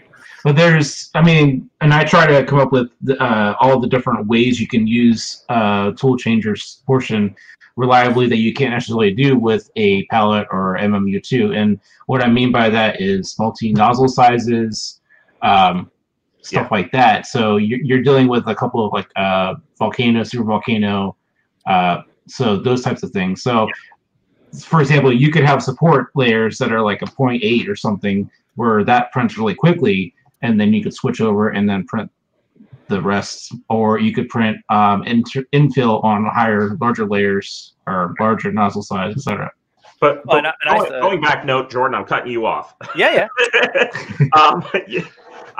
Going back to the discussion though of like purge blocks and some of these things, is like when the Sigma first came out, when the BCN 3D Sigma first came out, like I was super excited about IDEX, and I still am excited about IDEX, even though the BCN 3D Sigma is not a great machine. And part of the reason why I really like IDEX is this idea of how do you deal with the purge blocks? How do you deal with some of these things? Like when that IDEX head goes and mounts off to the side, like on the BCN Sigma, there is an area that all the ooze is going to, and there's a rubber wiper that the nozzle comes across. So you can actually skip your entire purge block as you're going back and forth. Obviously, you don't need a purge block at all because it's all coming out of separate nozzles, but also like you don't have to have an ooze wall or any of these other prime tower or any of that stuff. Yeah, because everything's being shot off into a collection bucket, and there's a wiper that's over there. So I think looking at some of those solutions is still a good idea. And again, like starting to look at 2 nozzles and not having to go to 3 or 4 or 5 or whatever is still an option. We were talking earlier about the belt Prusa and things like that. Like I know I've seen someone out there, but I would like to see more people working on like an IDEX Prusa, like actually putting that Moldex printer. Have you seen that he's working on? So his actually, when he homes the one head to move into the next head for the IDEX, he's actually managed to figure out a system where he's basically stopping it to ooze. It's got like a little, so like that right there, you're saving your waste, you're saving your priming because you don't have to reprime the nozzle. It's still full of stuff. You're just moving it so it stops leaking, and then you move it off the stopper, and away you go. Doesn't the what's the other one? The BCN Sigma doesn't do that as well. So the BCN Sigma doesn't have a blocker. It has like a catch bucket below. Yeah, it has a bucket, right? And then between the print area and the catch bucket, there's a rubber wiper, and so the nozzle comes across and bumps across that like silicone wiper that knocks off anything that's oozed out since, and then goes over. So there's two things I've seen recently that I think are a lot easier, less complicated, that could help with people. I was just looking for the tweet, but about a week ago, somebody retweeted where there was a tool changer that just worked with magnets and slides. It would move it back, slide it onto a couple poles, pull away, and then grab the other tool, and then slide it off the I know somebody made something on their own similar to that. I forget who it was. I was just looking for the tweet, but yeah, because that's an interesting system. I know E3D went through a lot of different phases on their tool changer, which I mentioned at Murph that one year, which is, I still think there's other valid systems out there that are definitely potentially more reliable. But going back to the question about the nozzle, so I bought a couple of these brushes, and I know that E3D has a push or a thing on the side that they had even mounted to a motor that goes up and down. I'm thinking on ours to have this attached to the bed on the back, and then so the bed itself moves up and down, and then there's enough room for the nozzle to go back. But of course, you have to be very careful about which nozzle you have installed to do that. I mean, T-Rex also go with the industrial felt that Lulzbot uses for clearing off, their nozzles on. Well, that was my second thing I was going to bring up. I saw this. I believe it was open source. Somebody's selling like kits of it or whatever. But basically, you make little pellets. It purges into pellets and then drops pellets into a collector. So that's the big brain that you can recycle. So it's like so that's the big brain setup for the Pro Prusa. Is the initial, like, it can be modified to set up on other ones, and they've been working on other mounts for it. But it was initially designed for the Prusa setup with an MU, and it makes little like chocolate chips, and it uses like a thumbtack in some parts. It gets really, really ingenious, and it has a little motor that pops the little spring up, makes a little chocolate chip, and it spits the chip out. And then you have to program how many chips you need for purging. And then you just end up with like a little bucket of chocolate chips at the end, essentially.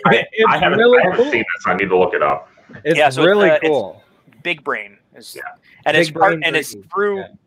You'll find the information about it through the P2PP people as well through Facebook, because they're both interlinked because it's using that software. But like places like things like the Formbot T-Rex uses those kind of brushes where it comes over and just brushes itself a little bit with the silicone wiper. I know Joe MakerNoob, when he was working on his purge bucket setup for his multi-material, and I don't remember if it was even just an ender or whatever he was using it for, he was using the little silicone. He would cut a little chunk of it and put it in the thing, and that's where he was going to wipe it off with. So which is the Sigma method. Yeah, right. And so I'm not using a brush most likely, just because of that whole thing we mentioned before. It's like you have to know which nozzle you have installed, and then you can't use this with certain nozzles, obviously. So I'm looking at other options that are better. So people mentioned a couple here, so I could take a look at those. Would silicone bristle brushes work? Possibly. You'd rather have a chunk that you're actually wiping right across. Yeah, I know some people have like a piece underneath each tool head that it passes over as well. Yeah, I think like a bristle would probably end up being too flimsy, and it would knock over rather than, whereas like the kind of wiper blade that's almost like a wiper blade on your car. Right. That wiper blade is a little bit stiffer for it to pass over and just knock that piece of plastic out of the way. Chris, from a production standpoint, or at least for testing. There's like doggy mats and cat mats and stuff like that for under cat food and everything like that. That's like thick silicone. Yeah. You could just buy a black one and just, mark it all up and cut yourself your own personal look. Then you don't have to try to find it. So they think you're just going to cut chunks fit your style of thing. Yeah. Right. And of course, you can also just purge to the side of the print, you start on the Prusa MMU. It purges to the print in the beginning or the front. Yeah. Yeah. Yeah. Purge to infill is, definitely another way around like the purge block and issues like that. But the next part it all depends. It all depends on whether or not the part is also big enough to handle that, because you need enough infill space to do the purge within anyways. Well, and you got now with the software is really what's now going to, I think, drive. Right now, hardware-wise, MMU stuff is kind of where it's starting to get to. But software is going to start driving it further because you're starting to get to that no sparse layers, purge to infill, purge to another object. So if you want to print 2, you want to paint 1, purge to it. So anything you can do. The biggest thing is getting through that consumer idea point of purge block evil, right? If you can get past purge block being evil, then now all of a sudden it's better. Like you can get past it, people be adopting it more, and then the technology will then get another step forward because more people will be working on it and it'll work towards it. And I think obviously people's only real problem with the purge block is just simply the waste of material. It's that feeling of the waste. Especially the more filament, the precious ones, right? Like the nice. Right. You don't want to. I don't want to waste my nice filament. Right, but I think there's the side of that also is the price to pay for a multi-material or a multi-color print, right? Like there's some of it that you just kind of have to get over right now. And so while it improves, sure, but for right now, that's the cost of doing business. And that's where, like I said, there's software is the determining factor for me anyways, because Canvas, the purge block is massive. If I use Prusa Slicer and I even just load it into Chroma, side load that way and then reconvert it, or use the P2PP, which I already have set up, and it just does the Python skip to rebrand it. The purge block is literally a quarter of the size. Yeah. And then also within that, I have a little bit better tweaking as far as the purging volumes through Prusa Slicer. And then I get all my nice settings that I've set up and all my time I've spent.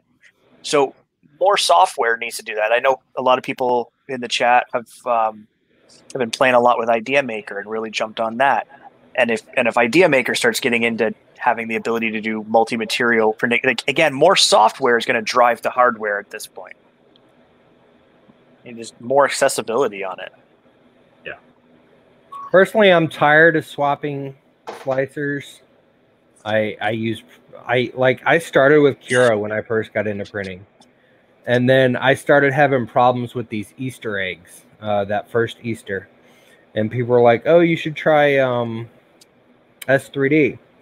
So I went out and bought S3D before they really showed their true colors and wasted that money. I did get way better prints out of it, but then they were just jackholes, so I stopped using it.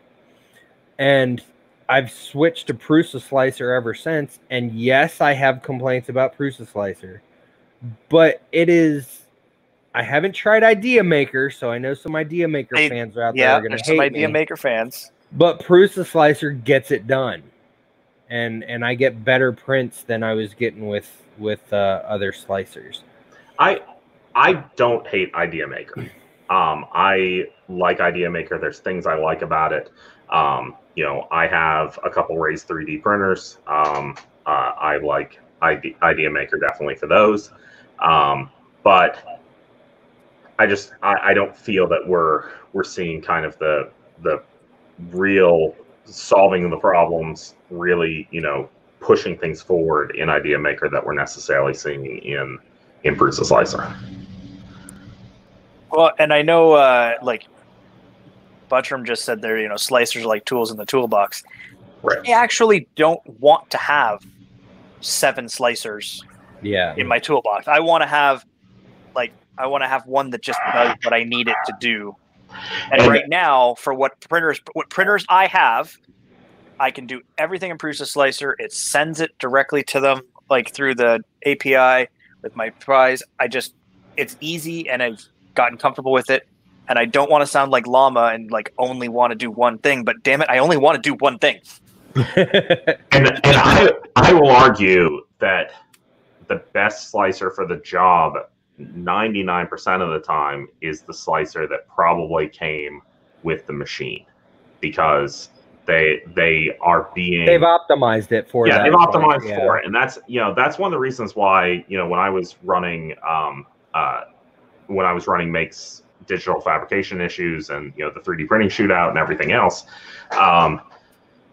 people come to us and say, oh, well, I've got that machine and it prints much better than what you guys were printing at. I'm running Simplify 3D on it, and I've got this custom profile that I spent 6 months putting together to make sure that it would be optimized, and it's such a better machine than you said. And we're like, yeah, sure, someone can probably do that, but we were doing Christmas morning tests. It's how does the machine perform based on what the manufacturer was telling you to do, because the manufacturer should really be giving you, the best experience out of the box, because little Timmy, when he gets his printer on Christmas morning, doesn't know how to set up a simplified 3D profile and doesn't want to spend 6 months before he gets a good print out. Right.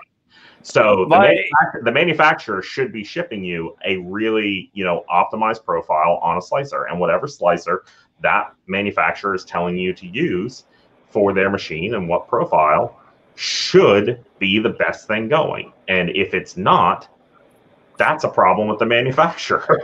My Flashforge Adventurer 3, I use Flash Print. It's what came with it. Yeah. It works great. The prints that come on, like, I don't have to do much with it because, again, it's tuned, like you just said, Matt. It's built for the product. But it also has stuff that, like, it has click-to-add supports. Like, you can customize click-to-add supports, which was Simplify 3D's big claim to fame. And here we are, like, it's a free print software for a 150 square printer, and it works just fine.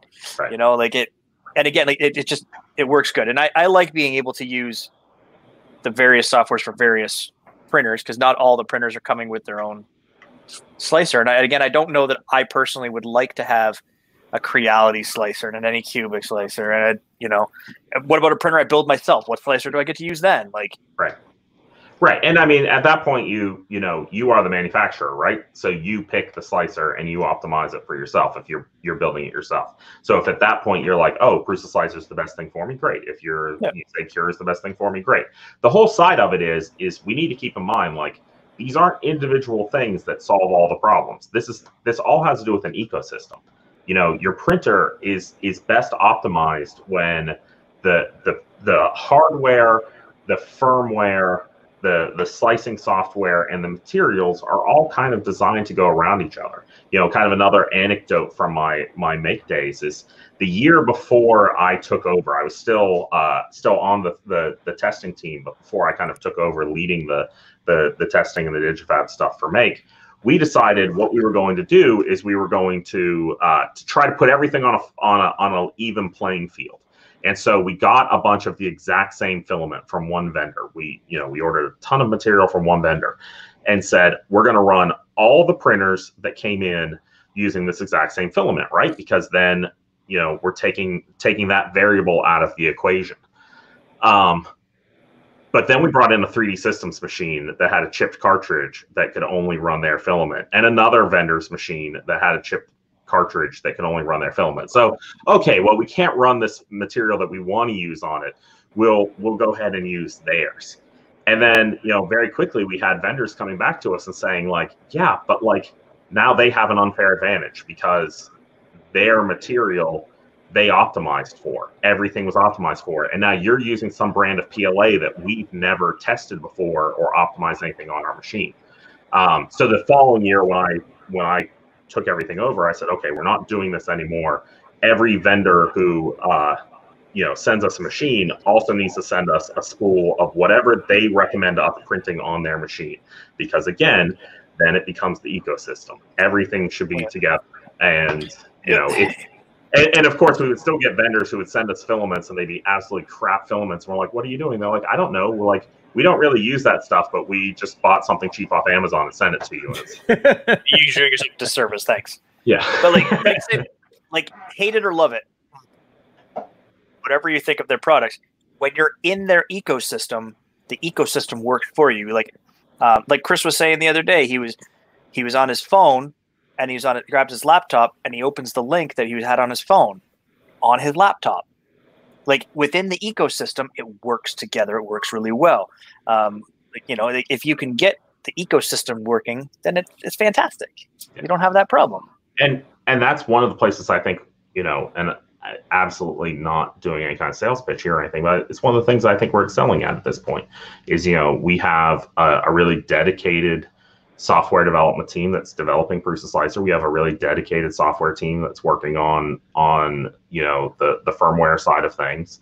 Obviously, the hardware guys are sitting in offices right next to them, and then we're making our own filaments. The Prusament line going through, and so we can optimize to that. And it really puts us in an advantage having all of that in house. Right. Yeah, I'm sorry, I'm DM. Chris Travis brought up something and I forgot about it.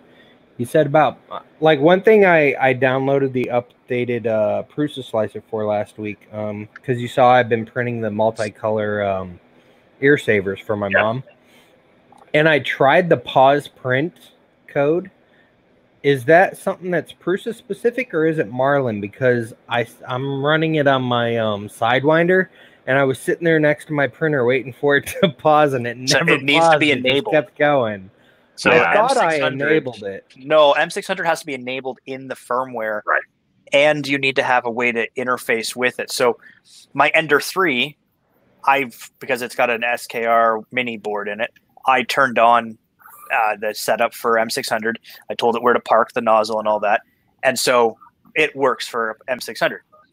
This printer back here, if I was printing from SD card, would work from M600 because I put it in Marlin, but it doesn't have a way to interface with it when I'm running it on the Pi, so it just ignores it and just keeps moving. Yeah, it really depends. And even when I'm printing from a Pi on the Ender, because of the way the firmware and the software, it does it. But sometimes you need to have it just enabled, and I know this was enabled by default in it, so. Gotcha. I'll have to reflash my Sidewinder because Marlin, I'm sure, has come up with a few updates since I put 2.0 on there, and I'll see if it's Yeah, they stopped calling it bug fix. Yeah.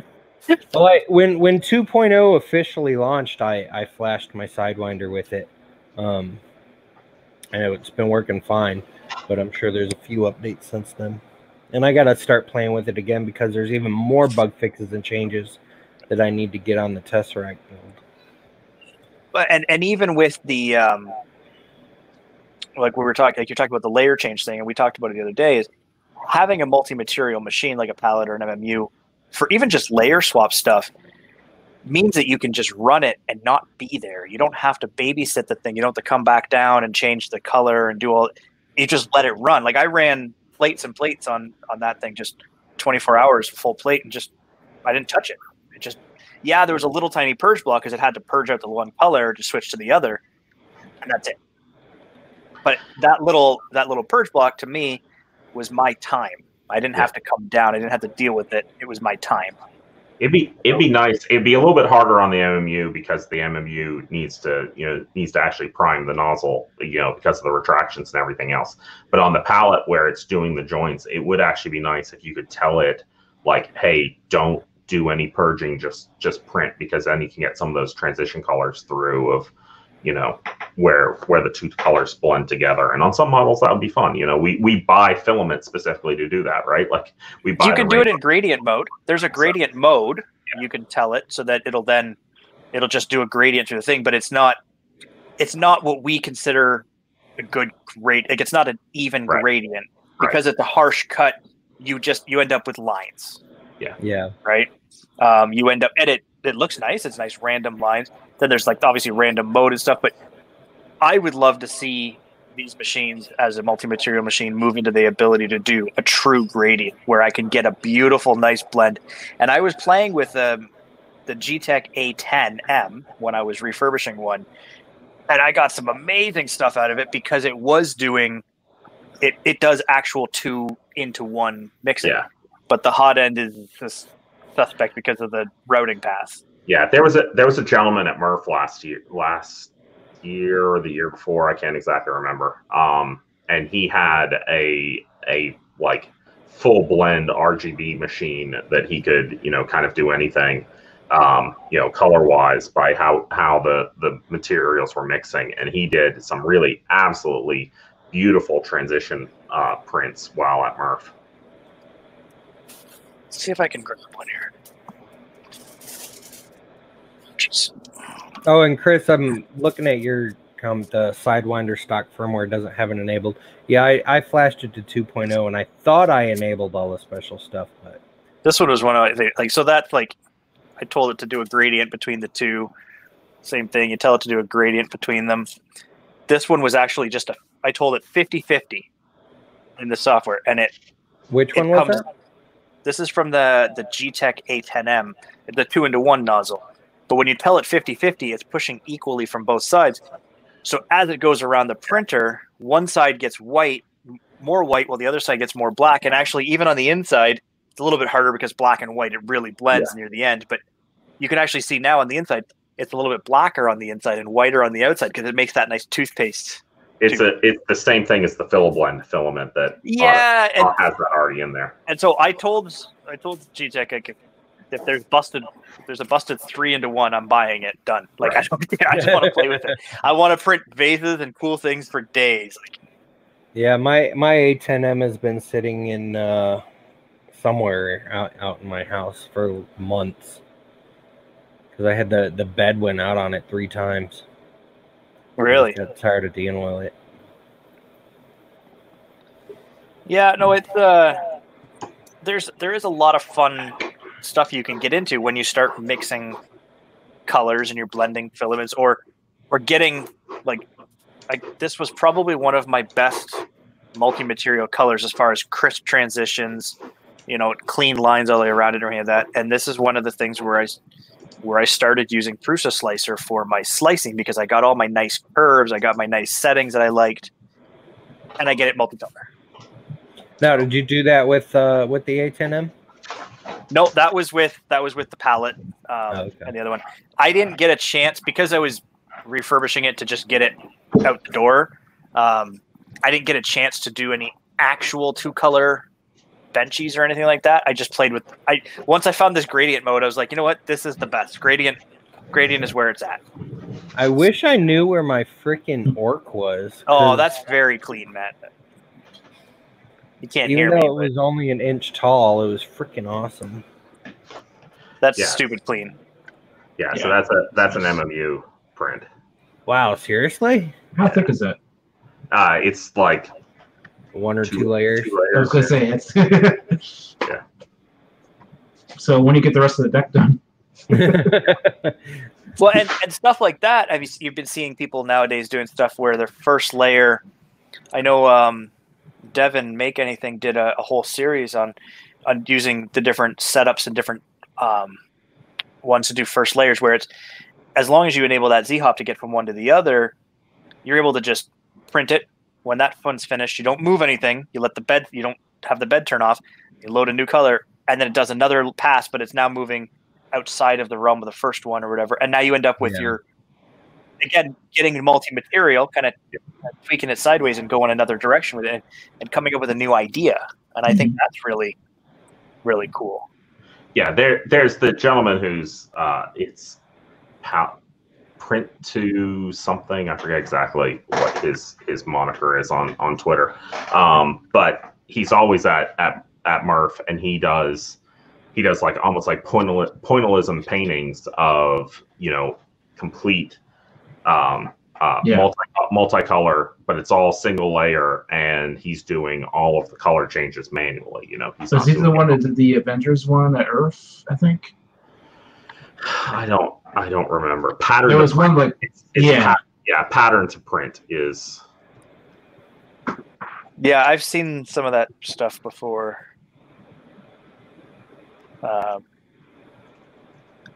And I think again that's kind of where we get back to multi-material is where we all kind of want to have that fun and the ability to do more than just print one color things. We just got to get everything further down the hill to make it. Yeah, I think there's a couple of things that are, I think, for the MMU kits, the palette, the time that it takes to switch materials and the extra material being used. That's the reasons I went from an MMU setup on our first printer design to the tool changer. In theory, it's much faster and a lot more versatile. But the software still needs to catch up. It still needs to be a lot easier to slice these models and make these changes. And I think because of the fact that the tool changer components are now available separately where they weren't before up until a couple months ago.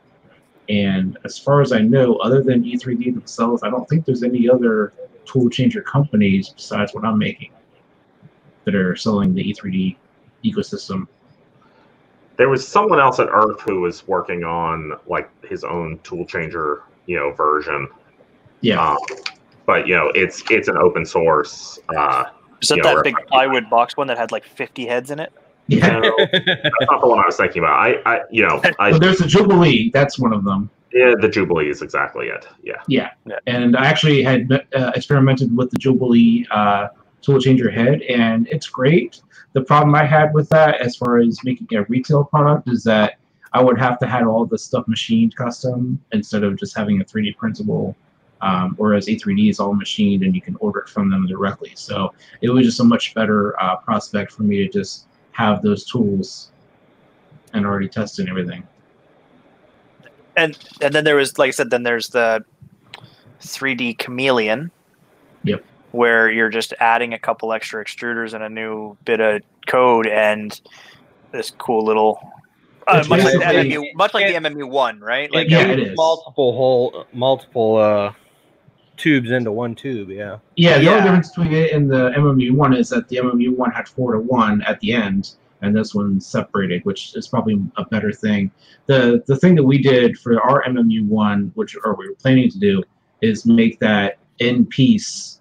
Instead of having basically a custom printed piece with some brass inserts for the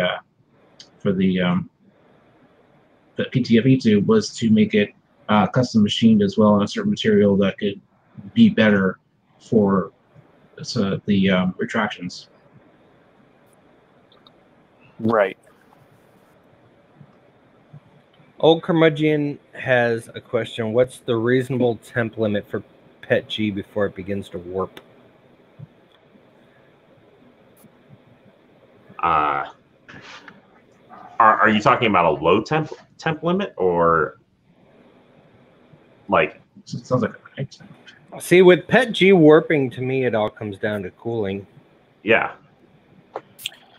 Or are we talking a printed part? When does it start warping? Yeah, is this printing or is it just a part sitting out in the wild? Yeah, so one of the things I want to make, and I'm kicking myself that I didn't do it at the time, is order some of that PC blend that Prusa just made, because I want to make some kind of bumpers for around the side of my Delta, so that when I put the Wham Bam plate back in, it has some registration that I can just drop it in. I don't have to try to line it up every time. Just slapping the bed on this thing, like I use my hands to do the corners and stuff like that. Like, man, get out of here. But when it's a square bed, you can just kind of line it up on the corners, use your hands, slap it in, or something like this where it has two little pegs and takes your hand off when you drop the magnets because they're so slappy. The round one, it holds, but lining up a round surface every time when you take it is such a pain in the ass.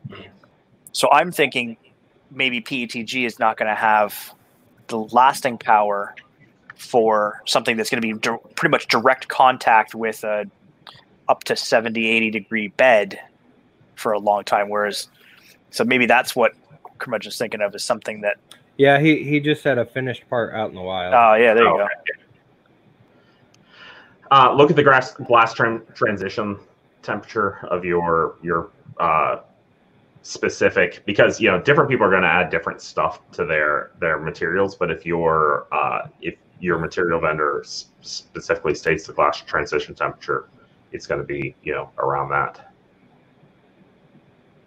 Wall hung custom enclosures. Yeah, I don't think most of your enclosures. Like, are you talking about like to put your filament in, or actual your print enclosure? Because I don't think too many enclosures get that hot. We had an interesting machine come into the shootout. I think it was our second to last year that we did it. There's all kinds of quirks and weird things that different machines have, and this is one of the more kind of odd quirks out there, but I really thought was kind of neat. It actually had, like, the back of it. It was a bed slinger, i3 style, whatever machine.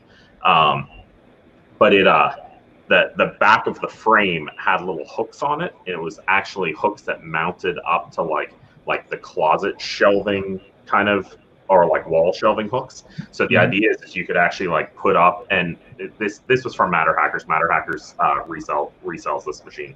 I believe it was an Italian machine, if I remember correctly. But anyways, you could put those strips up your wall, and then take a series of these printers and build out a bot farm by attaching them straight to the wall. And that's kind of cool. It's kind of cool. And to this comment about wall-mounted enclosures and things, I kind of like the idea of like putting French cleats on a wall and then building out like boxes that printers can go into, and then just sliding them in and having little doors to act as enclosures, but all have that on French cleats that could easily be removed from the wall. That'd be kind of neat. I've been spending a lot of time thinking about like custom 3D printing enclosures and things. I've got a 4 foot by 8 foot CNC out in the garage, and being able to make kind of custom cabinetry for 3D printing. And I actually am now inspired by the idea that like a French cleat wall mount system would be kind of neat. Well, and like for something like my Anycubic i3 Mega, I threw it in the Wham Bam hot box that I have, and I've modified it, of course, as always, and it's got 2208 drivers and a big fancy fan, like a big fan in there. It overheated and it was skipping steps like no tomorrow, because it just couldn't, like, it didn't have enough airflow in it. So with something like that, you could actually make your own panels to line up to the bottom or wherever the control box is, to kind of separate the electronics a little bit. And I think that's one of the big problems a lot of people run into with, I want to put my printer in an enclosure, is what do you, like, not everyone's thinking of the electronics, and then 6 months down the road they're like, oh, this board burnt out, it's a piece of crap. Yeah, you Canadians and your hot boxing. It's legal, man. It's all legal. And it folds up and goes away in my closet. Like, that's so for enclosures, Mike. For my use, the space is, I don't have enough space, and I don't have anywhere else in the house that I can expand into without losing my life, because my wife will murder me. So I have to be very conscious of my space. So to build a dedicated enclosure, or like you're slapping on the wall, like put it on the wall, that's great. Once it's up there, it's never coming down. So, but I think it's a really nice idea. I like what Jim did when he did his setup in his garage to kind of keep it down with the dust and everything like that. Jim's got a good setup. His isn't so much to be an enclosure, more of a dust and dirt and noise level thing, but he made his cabinets and then he put like acrylic doors basically, so he can his glass doors, so you're not looking at it, like you're not hearing it all the time. There's not dust and dirt on your printers. So you can build a hell of an enclosure with $20 worth of home insulation foam and some duct tape. So Matt, I don't know if you were noticing it or not, like, but we were just talking about it before. I'm going to make basically my own like filament storage rep box, essentially, that's going to go wall to wall using some IKEA components and parts from Pooch and Rep Rewinders and stuff like that. Because it just, for my space, I gotta maximize potential. Yeah. And so you can, like, I saw there's a lot of people who are making, well, there's the was it the LAC table enclosures as well? Right. And then Chris Russell made the one that had he had the lid that flipped up on it with the pallet flipped on it and everything. That was awesome. Yeah. I've got a bunch of the LAC tables. I just stack i3s inside of them without the enclosure, and it's great. Well, and that's great because your floor space is now one pattern, and you can go up. Which is exactly why I'm thinking about custom cabinetry for printers. And if you have the ability to make it, first released those LAC table enclosures, I built 2 of them, and then I had ANET A8s at the time, and neither one of them fit. I built a shelf just out of frame here. It's right here. It's 2x4s and some MDF. Like it's sturdy. Like you can sleep on it, but it is built purposely to hold 6 printers, 1, 2, 3, like all the way up. Yeah. Except the top shelf is entirely full of 3D prints and models, and they're spilling out everywhere. Like I'm busting at the seams in this little office, and I need more capacity. So I'll rewind us real quick before I think you were wrapping up because you said 2 hours, although I don't know. Well, I mean, as long as people are still enjoying watching the stream and people are still enjoying being on the stream, I'll keep going. So I'll share with you guys something cool I was playing around with and I haven't really shared out too bring it on. far and wide. But we were talking about, and this goes into kind of the multi-material and also like material sciences of 3D printing and everything else. But as soon as we released the PC blend, I got excited because it is a super high temp material and withstands high temperatures afterwards. And one of the things that I had actually played around with back in the day was also making molds that you could cast directly into. And I was actually playing around at one point about casting pewter directly into 3D printed nylon molds to be able to make things. And with very artistic looking spoons, but non-functional spoons. But still something I kind of want to go back to and everything else. But anyways, I knew that Prusament was coming out with this PC blend. It was high temp, everything else, and they sent me some of it. And one of the first things I started playing around with is I printed a little mold here. And so it's a 2-part mold. Just downloaded this off of a website that starts with a T because that's where I found a good mold, but I'm not encouraging people to use that website. Anyways, so I grabbed a mold and took a hot glue gun and injected directly into it. And on PLA will just warp and go away because the hot glue is just way too hot. But in the PC blend, I was able to make nice little. Oh, they came out. Yeah. I know we were talking about that it feels like a few weeks ago, but it was I was actually doing it on the Friday call, one of the last ones that Jordan was on. But my problem was I didn't use any kind of mold release, and it was very, very hard to get it because it's hot glue, right? Like it glued the mold cut. And so I was having a hard time getting it free. But once I put some mold release, aka WD-40, inside of it, I was able to get them out. But yeah, little DIY hot glue gun injection molding in PC blend. Do you got an outlet hole on that as well, or is it just? Yeah. There's some vent holes. Oh, okay, yeah. In the bottom, and there's a couple vent holes. You can just jam it on there and just keep pushing until it comes out everywhere. And so you're molding and that's it. Hot glue. Yeah, that's hilarious. Yeah, and so you get like he's all like rubbery and fun. That's awesome. You could probably use that as an eraser. Potentially. But I mean, I could also very, very easily pour hot wax into it, aka melt crayons, and make custom crayons, right? And so how cool would little makey crayons be? And, those temperatures are something that, PLA wouldn't hold up to. PETG might, but it's doubtful. But the PC blend holds up to it without any problems. And so this mold is good to go for me to just keep using over and over again to continue making stuff. Just mold a funnel into the top of the print. So it's a 2-part funnel. Yeah. Or something. So now you've got your own funnel built right into the mold, and you can just pour your wax right in the top. Yeah.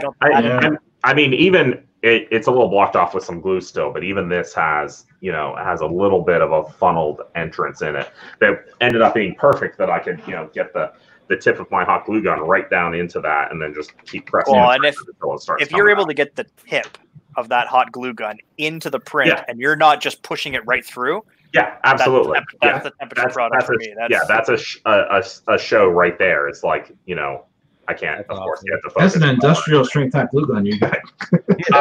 Yeah. So if you want another little product thing, this is a Ryobi hot glue gun, and it works Battery on the normal operated. Ryobi battery pack, which is awesome because you can take it with DeWalt you makes one everywhere.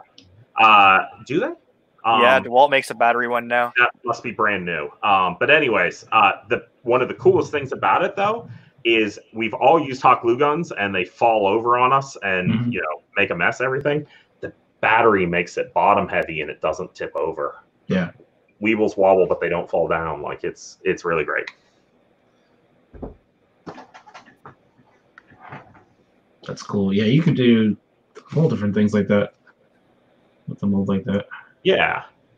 Yeah, lots of potential options, but you know, hot glue is easy and readily accessible, and it comes, you know, typically with its own injection molder, right? Like you just squeeze the trigger until the thing's full. Now, do you have to squeeze it like super fast? Because the hot glue that I use, it like hardens before I'd get to fill that much of a space. You might be using low temp glue and not high temp glue. Probably, yeah. Yeah.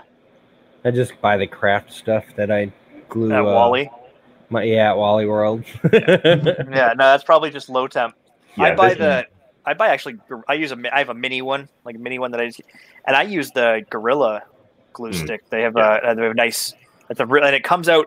It actually stays fairly clear too, so it doesn't get too opaque. But then, like Matt's using like colored glue sticks because those are very fancy. Yeah, so I went on Amazon because, you know, I did get one clear. But he's just, you know, he's not very exciting and totally blows out in this. But then I went on Amazon and like got a rainbow pack of hot glue sticks.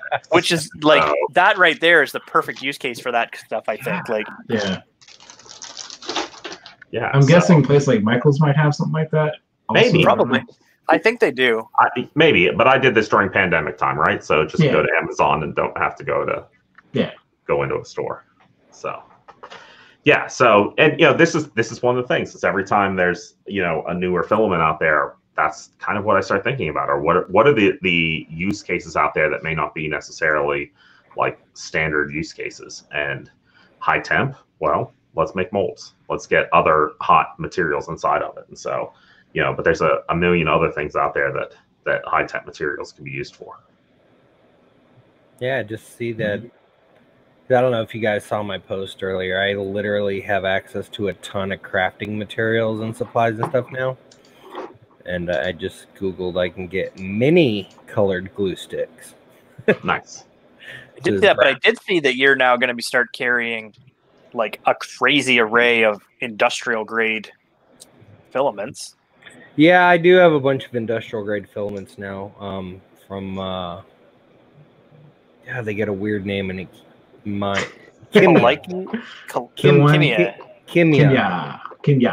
And they actually reached out to me and was like, "Hey, you want to carry our filaments?" I was like, "Sure, why not?"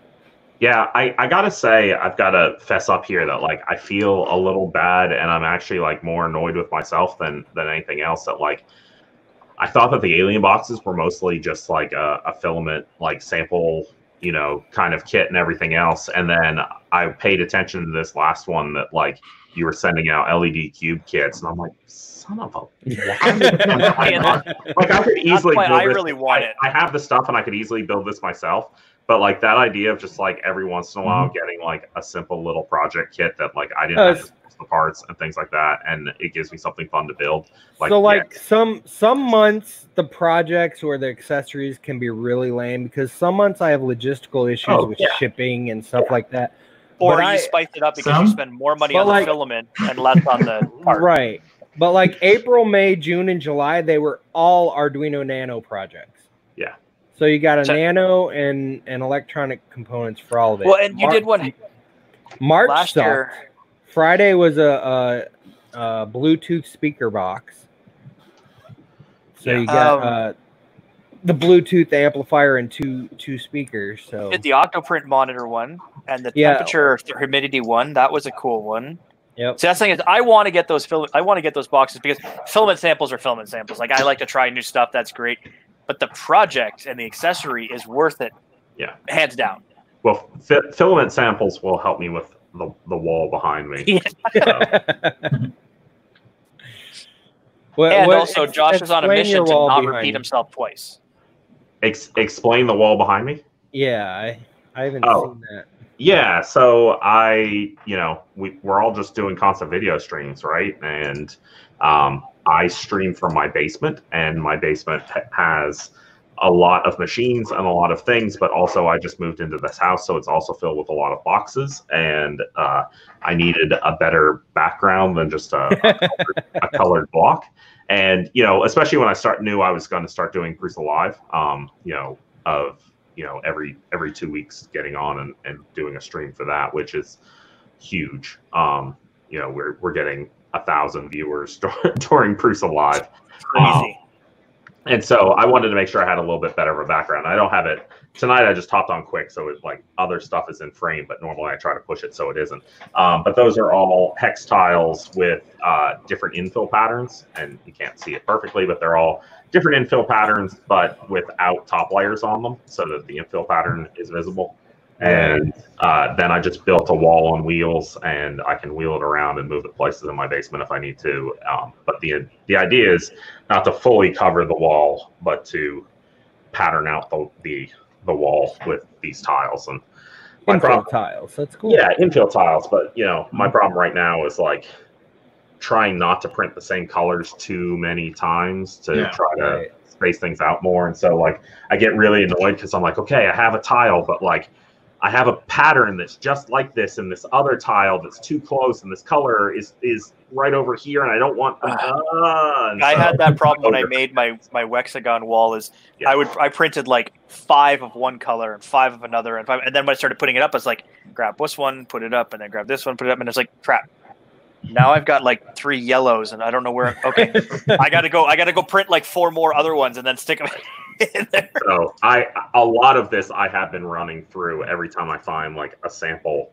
I run through this. I put the sample in to do it because they're depending on how much sample the sample comes with. I can get a couple tiles out of it. And my samples are 20 meters. I do them by length, not by weight. So the samples I include are 20 meters long. I repeat brands in 2 years. I have not repeated the same color of a brand, and I don't see that happening anytime soon because there's a million different colors. But I try to go with crazier colors versus bland plain colors, which is perfect. Occasionally it's not possible because like for next month I'm doing a high impact PLA, but they only come in bland colors, so I think I'm doing it in a blue. But it's a special PLA versus a normal bland PLA. So totally understand. And you've done too in the past. You've said you've done like one month it'll be like a couple regular run of the mill. We know the brands like average ones, and then Protopasta or Filamenta or Prusament, or like there's sometimes you got like a couple regular ones, and then you spice one up for Green. In January, I did Protopasta carbon fiber. That was expensive as shit, so I had to put some cheap filaments in with it. Or like you said, sometimes you turn the project down just a little bit to match. Or I'll do a cheaper project to match it. So like this for August box, I've got 3 filaments that went over my budget, but the project I had to change the project at the last minute because the parts aren't going to be here until the 18th. And instead of delaying the UFO, I just swapped out a project. But it works out pretty cool because I'm working with Chaos Cortec to do a really cool project. Cheap project, but cool project. Neat. Well, you will likely see me subscribing in the near future. I just subscribed. This was my Mother's Day project. Nice. So it's the only one I have near me at the moment. But so not this past Thanksgiving. Last Thanksgiving was a pretty good one. But the No, Thanksgiving before was the best. My Thanksgiving projects have sucked so hard. And the first year it sucked really hard. So the second year I purposely let it suck just to be my turkey project. But this year I have something planned that's going to be better. But Awesome. And Matt, I don't know if you watch any of the Brian Vines' channel, the BV3D, but he does every month he does his unboxing of what's in there. Yeah. And then often he'll actually revisit and say, here's the project built. Right. I know he did Josh made one, it was like a pneumatic robot arm thing with some syringes. Yep. And some printed parts, and that seems pretty cool. I have an alien UFO box sitting in a storage locker in Fargo, North Dakota. From 2 years ago. A year. No, it was a year and a half. It was May. About 16 months. I was gonna say it wouldn't really be 2 years ago because he wasn't printing 2 years ago. Yeah, so. 16 months ago. Close, yeah. But they're fantastic. So the storage box has told you. So the person who put it in the storage box has told me. But the person who put it in the storage box catches a break, and that's good. So nothing but love for that, and that's the. I think honestly, Tanny's gone through story some crap in the last year, though. No, I think we've gotten more mileage out of the joke and the story than the box will ever do. Right? I think that's the legacy, and I think it's awesome, and and also too from Tanny having moved where Tanny was at that point, and then moving down to Texas, and then coming back up, and now being at 3D Fuel, and being, I think I'm going to say it. I don't care what anyone thinks. Integral in some of their changes and reducing some of their overages. It's fantastic. Right. Pick the box. Great. Plus, the Canadian government's probably going to charge me out the ass once it comes across the border, anyways. You need a storage box in Buffalo and just go. You don't want to go to America. Yeah, well, there's no crossing borders. Not right now. We haven't annexed, or Canada hasn't annexed Fargo to them yet, because, we could set that up. I don't even know if I'm down with my idea originally of building a catapult in Michigan. I don't know that I want stuff travel.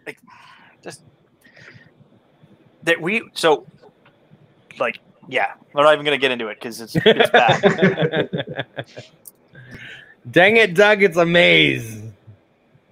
Yeah. So the other day I was given spoilers, and yes, the Bluetooth Made project. Yeah, I was saying Bluetooth maze, and people heard it as Bluetooth made, and they're like, "Heck yes, we're getting a remote control made."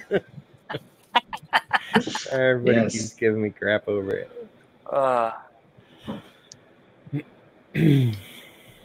So, also in other news, I am starting a new full-time job tomorrow. I have been out of work since March. Woohoo! And I had a lot of severance, so that's why I got a lot of my projects started and almost finished with the printer. So I am going to be doing pre-orders at probably 30 at a time to do that. Yo. Yay. What's up, Hey, Jordan? What? Jordan, shut up. And anyway, trying to get all that done, and also have the job I'm doing isn't going to be too involved. It's mostly just remote computer work, so. But it's good to get full income and healthcare and all that stuff again. Good for you, man. That's awesome. Yeah. It's good in when times turn shitty. It's nice when something comes around and it changes that, and it makes for better things. Yeah. And look, Tanny has internet again. I do. And it's fast. And I can stream. I have upload speed. I bet you didn't have to pay $1,700 for it and wait 90 days to get it installed. No, I did not. I had to wait 1 week. Jerk. But hey, Josh, just because we live in a civilized area and you live in Florida, but you have 4 feet of snow in the winter. I What's like snow? that. Josh doesn't even have a winter. I don't know what snow is. What is that? It's Yeah, this I- wonderful substance that makes it so that you don't have to go to work sometimes. I get lower electric bills for 3 months in the spring and 3 months in the fall. Yeah, I don't was even gonna- have to pay for heat. Like, heat is just included in my rent. People pay for heat? That's not. I know, right? That's It's quite like nice. all the heaters are on a separate circuit that is paid for by the apartment complex rather than Oh, me. that's nice. Can you still control your heat? Yes. Okay, that is very nice. Yeah, there's a thermostat. We've got the baseboard heaters and they're electric, and we've actually got a thermostat on each individual one. The only place I've ever lived in where I didn't have to pay for my heat, it was a boiler for the entire building. It was an apartment building that was a rather old building, and there was a boiler for the entire building, and there were radiators throughout the apartment. And your only real way to regulate the heat was which radiators were on in the different rooms. And the company would run the boiler so damn hot that we would heat my entire apartment with just 2 radiators on opposite ends of the apartment, and that was still hot enough. Like, those rooms were almost unbearable to be in, but like, the center rooms in the apartment were fine.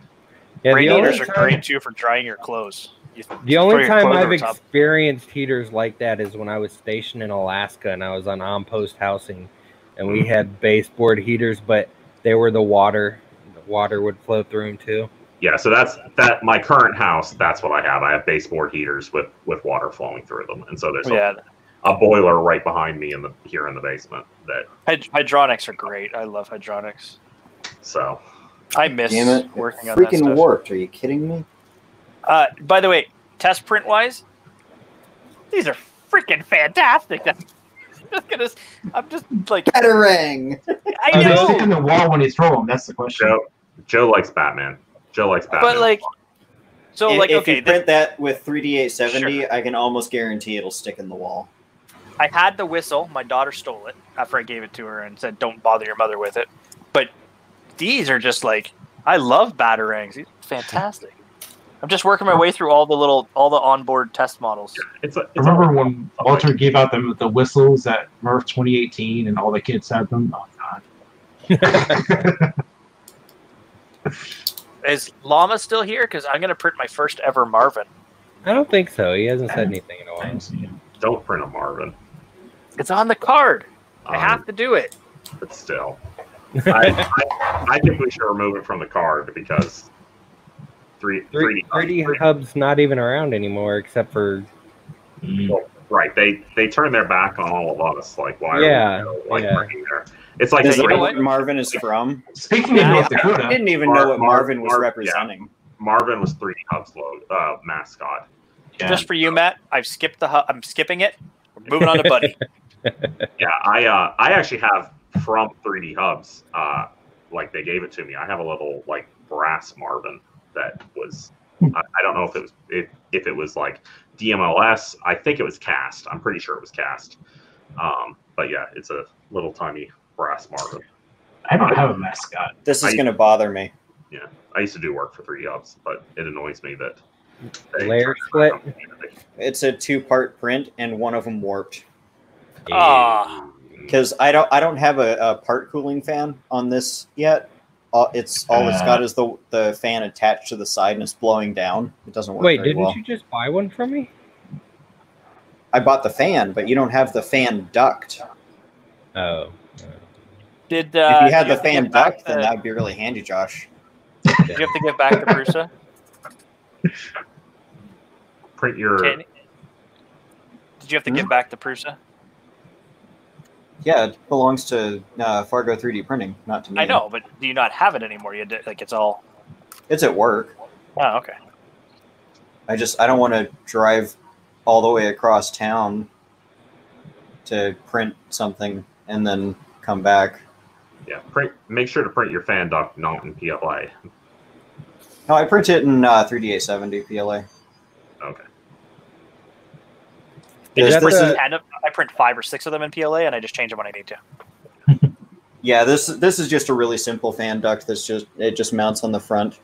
and then blows out. And I turn my fan on 15% for the first layer, so it's always having cool air blowing through it, so it keeps it pretty solid. Yeah. I've just seen way too many people print fan ducts in PLA and then melt Yeah. them. So Yeah, when no, I gotta say though, Matt, from building this, it is the teeniest, tiniest little fan duct I've ever seen. yeah, the Prusa fan ducts are adorable. It is tiny. They're so cute. and I feel like it's one of the parts that has changed through the iterations of the i3s the most. Like they just keep changing the fan ducts and like, you know, updating things. Like you look at the like X ends, like I'm staring at an X end on, you know, a Mark II right now, and like it's basically indistinguishable from a Mark III X end, but like the everything about the extruder area just constantly is in flux, and one of the more noticeable parts are those fan ducts. Yeah, it's interesting about fan ducts. Like if you go on that T website that you referred to earlier, that you look for fan ducts for stuff, and there's like 500 different designs for them. Well, that also goes designed into one. when I was talking about it during the Capitol Hill Maker Fair on Thursday. Is, you know, there's also very much in the maker community the me too in a different way. It's the you know, I can make that also. And so, you know, you go back into everything that's going on with COVID and everything, and you know, how many different ear saver models does the world need, right? Yeah, Like, ear saver is one thing. Thousands. Yeah, ear saver is one thing, No, but like and seeing the different ways people are flowing the air and stuff like that is like there should be a consensus by now of what's the best format or method to do that. You know, well, the nice thing is we're starting to get access to tools to actually be able to do some of the like Right. fluid dynamics, like how does the air actually flow through. that's what I was thinking. I'd love for like So- Fusion to have that plugin where you can be like, okay, It I has want one. to Yeah, there show is how yeah, it this has works. one now. Yeah, that's the thing, Jordan. That Oh, already good. exists. Like I've been out of the loop for a while. Leave me alone. That's Well, I mean, that's what you get for losing a foot. True story. That's one of the side effects. Be The careful, other one Tate. He's is gonna like break his foot off in little your ass. socks. It's like He's got the best socks and pantyhose. and this thing is like, so it's called a shrinker, and you're supposed to wear it. It helps keep the fluid from collecting, kind of like compression socks when you've got like heart problems or something like that. So, I'm sure it's called the shrinker, but Yeah. Well, and it's also to help. It's to help shape the stump and everything to make it ready for prosthetics. But it honestly though, it's the weirdest thing is that little extra bit of pressure that this thing's exerting because the net. Oh, it feels great. If not, the nerves start going insane and muscles are twitching. Yeah. And Jordan, in Fargo, there is a company called Protosthetics. They do 3D printed Prosthetic covers. custom prosthetic stuff. So you know, just to throw out that plug for one of my local customers here. So one of the Facebook groups I'm on now is about as amputees and everything like that. And somebody was reaching out the other day trying to find.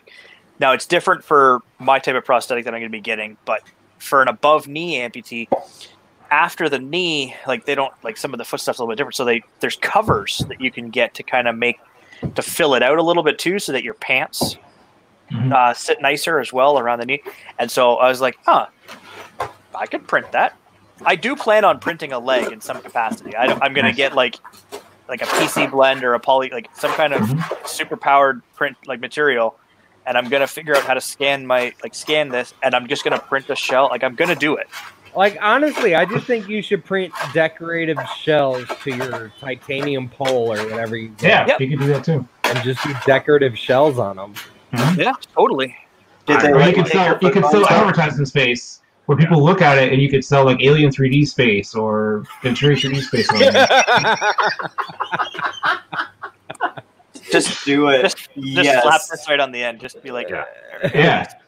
Actually, I really love the idea of like taking the entire thing and doing like an RGB LED panel that, you know, is shaped around the entire thing, and you could actually like run animations down your leg. And, That would be awesome. right? So yeah, That would and, be like, really cool. so I've got like everyone's giving me. Anybody who doesn't know, like I lost my leg due to an accident over 3 years. I just had it done like a month ago. I'm not like hurt about jokes. Jokes are great because it keeps you laughing. So I've That's a really good thing because my string of jokes was I it got a showed little, that to my boss. yeah, and but your jokes oh are my really god, stupid. he creased. Yeah, He was on the floor. but like I've adopted now, like it, I'm captain, right? I'm a pirate now. I've told my wife I'm going to hang a pirate flag on the front of the house on the flagpole. Like I'm legally allowed to fly that now. People are giving me Halloween costume suggestions. Like people are like, "Oh, like are you going to be a pirate for Halloween?" And I was like, "Yeah, I'm going to make a sweet pirate costume." Somebody gave me a suggestion the other day. The lamp. No, You should be the lamp. no, because I don't have it. That's better for somebody who's got like Tripod's Garage would be fantastic for that because he's got hip disarticulation, so he has legitimately one full leg. It would be beautiful.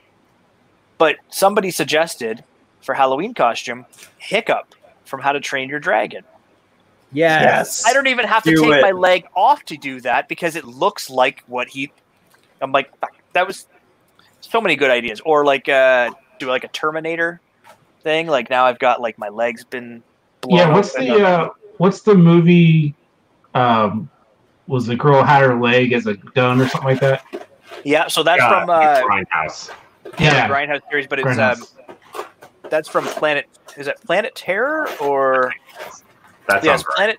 Yeah, it's Planet Terror and the other one. There's two of them, but it's part of the Grindhouse series from Tarantino and Rodriguez.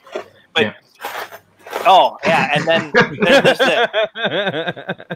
this. So my buddy Josh, who is the greatest person on earth, had somebody make this design for me. And I don't want to spoil things, but get ready to see this a few times over for the next little while because it's going to be everywhere soon. I gotta adjust it. I was guesstimating where the position is. But yeah, I'm happy to have the jokes about it, which is good. And I told my prosthetist about how I do 3D printing because he saw my iWalk. I was in there the other day having a conversation with him. So my iWalk, I've got my 3D printed Nalgene. It's actually a full Nalgene water bottle holder. Nice. And he's like, "That's amazing. What else? Like, what else are you making?" I'm like, "Dude, I'm making a leg." He's like, "What?" I'm like, "I'm gonna print my own freaking leg." And he's like, and he suddenly starts telling you not to do that, so that he was like, "That sounds awesome." And I was like, "Yeah, I might need your help, but it's gonna happen. We're doing it. It may only be for a Halloween costume, but it's gonna happen." Yeah, Bob, he saw the stickers. I showed him on DM. Yeah, Bob. A belt carrier would be good for that. It's one of the applications a belt printer can use. I love it when I lose my own M3 screws that I had just set out. I I'm unfortunately not an organized person. I dropped 2 nuts while building, so I didn't lose anything. I didn't break anything. Congratulations! Finally, I lost. It did actually drop 2 of the nuts from the fan duct for the part cooling fan. The holes are just so loose on that part, so they fell. And after having having gotten down on the ground 3 times in a row earlier to pick stuff up, I was like, you know what? I got more M3 bolt nuts. I'm just going to use them. Oh, you man. have a magnet on a stick to pick them up? Well, no, I was about to say another attachment for the prosthetic leg is you need a magnet on the end of your leg. So when you're working on things, you can just and that's the thing is, swing it around I'll on the get them floor. back eventually when I sweep the floor. Like when I sweep up, they're under there. It's fine. It's just I wasn't getting down again to get them. I did do a. Like I didn't follow the directions 100% because I did a couple of the holes where they were a little loose. I just put a little drop of super glue and then set the nut in so that when I flip the part upside down, I don't lose the nuts everywhere. See, Matt's got me thinking about this whole LED freaking leg now. No, You because can it's not hard to hide a battery. you know like, have they they have room them for batteries. they have the flexible RGB sheets now that you Yeah. can Yeah. wrap the whole thing and daisy chain them together, and you could have like flames going up your leg and stuff. And I mean, even with strips, it would be easy enough to just, wrap it around or do vertical slices of the strip of a dressable. All right, we're gonna strip. make a And, yeah. Christmas tree leg. Okay? We'll put some string lights on it, like get some little fairy lights, and I'll do like a Christmas tree leg. Yeah. But we were up at the cottage this past week, and one of the guests who was there wasn't a regular. So basically, this cottage resort that we book at, they're tiny little cottages. But my family rents one, my mother-in-law rents one, and my sister-in-law and her husband and 2 kids rent one. So we're all there together. And in past years, every time before you leave, you book for the next year if you're going to. So we've had the same people in the area for a few years. But this year, because of COVID, people were allowed to opt out of renting and still have the option to book in for next year and didn't lose their spot. So anyways, there was a gentleman there who was new, and he was very nice. And he was like, "Oh, do you mind if I ask?" And I said, No, it's fine. It was a shark attack at this lake last year. And he did not. He's like, because I said it just like that. Like, Shit. and he was just laughing his ass off, and I'm like, no, this is an accident. Like, shit happens. Like, see, But there's yeah, another leg cover, a freaking shark biting your leg. Like, So So my with next thing I'm going to work fin on is your foot. t-shirts. I'm going to start making t-shirts, Josh. I'm going to use that like Teespring, right? Because you just send it up and then they set it. Yeah. I've got a few of them already. My wife's been writing them down as I come up with them because I will forget them. But the first one's going to be, the dealer wanted an arm and a leg, but I'm a good negotiator. And I've already told my wife that I will, at some point in the future, threaten my kids to take my leg off and beat them with it.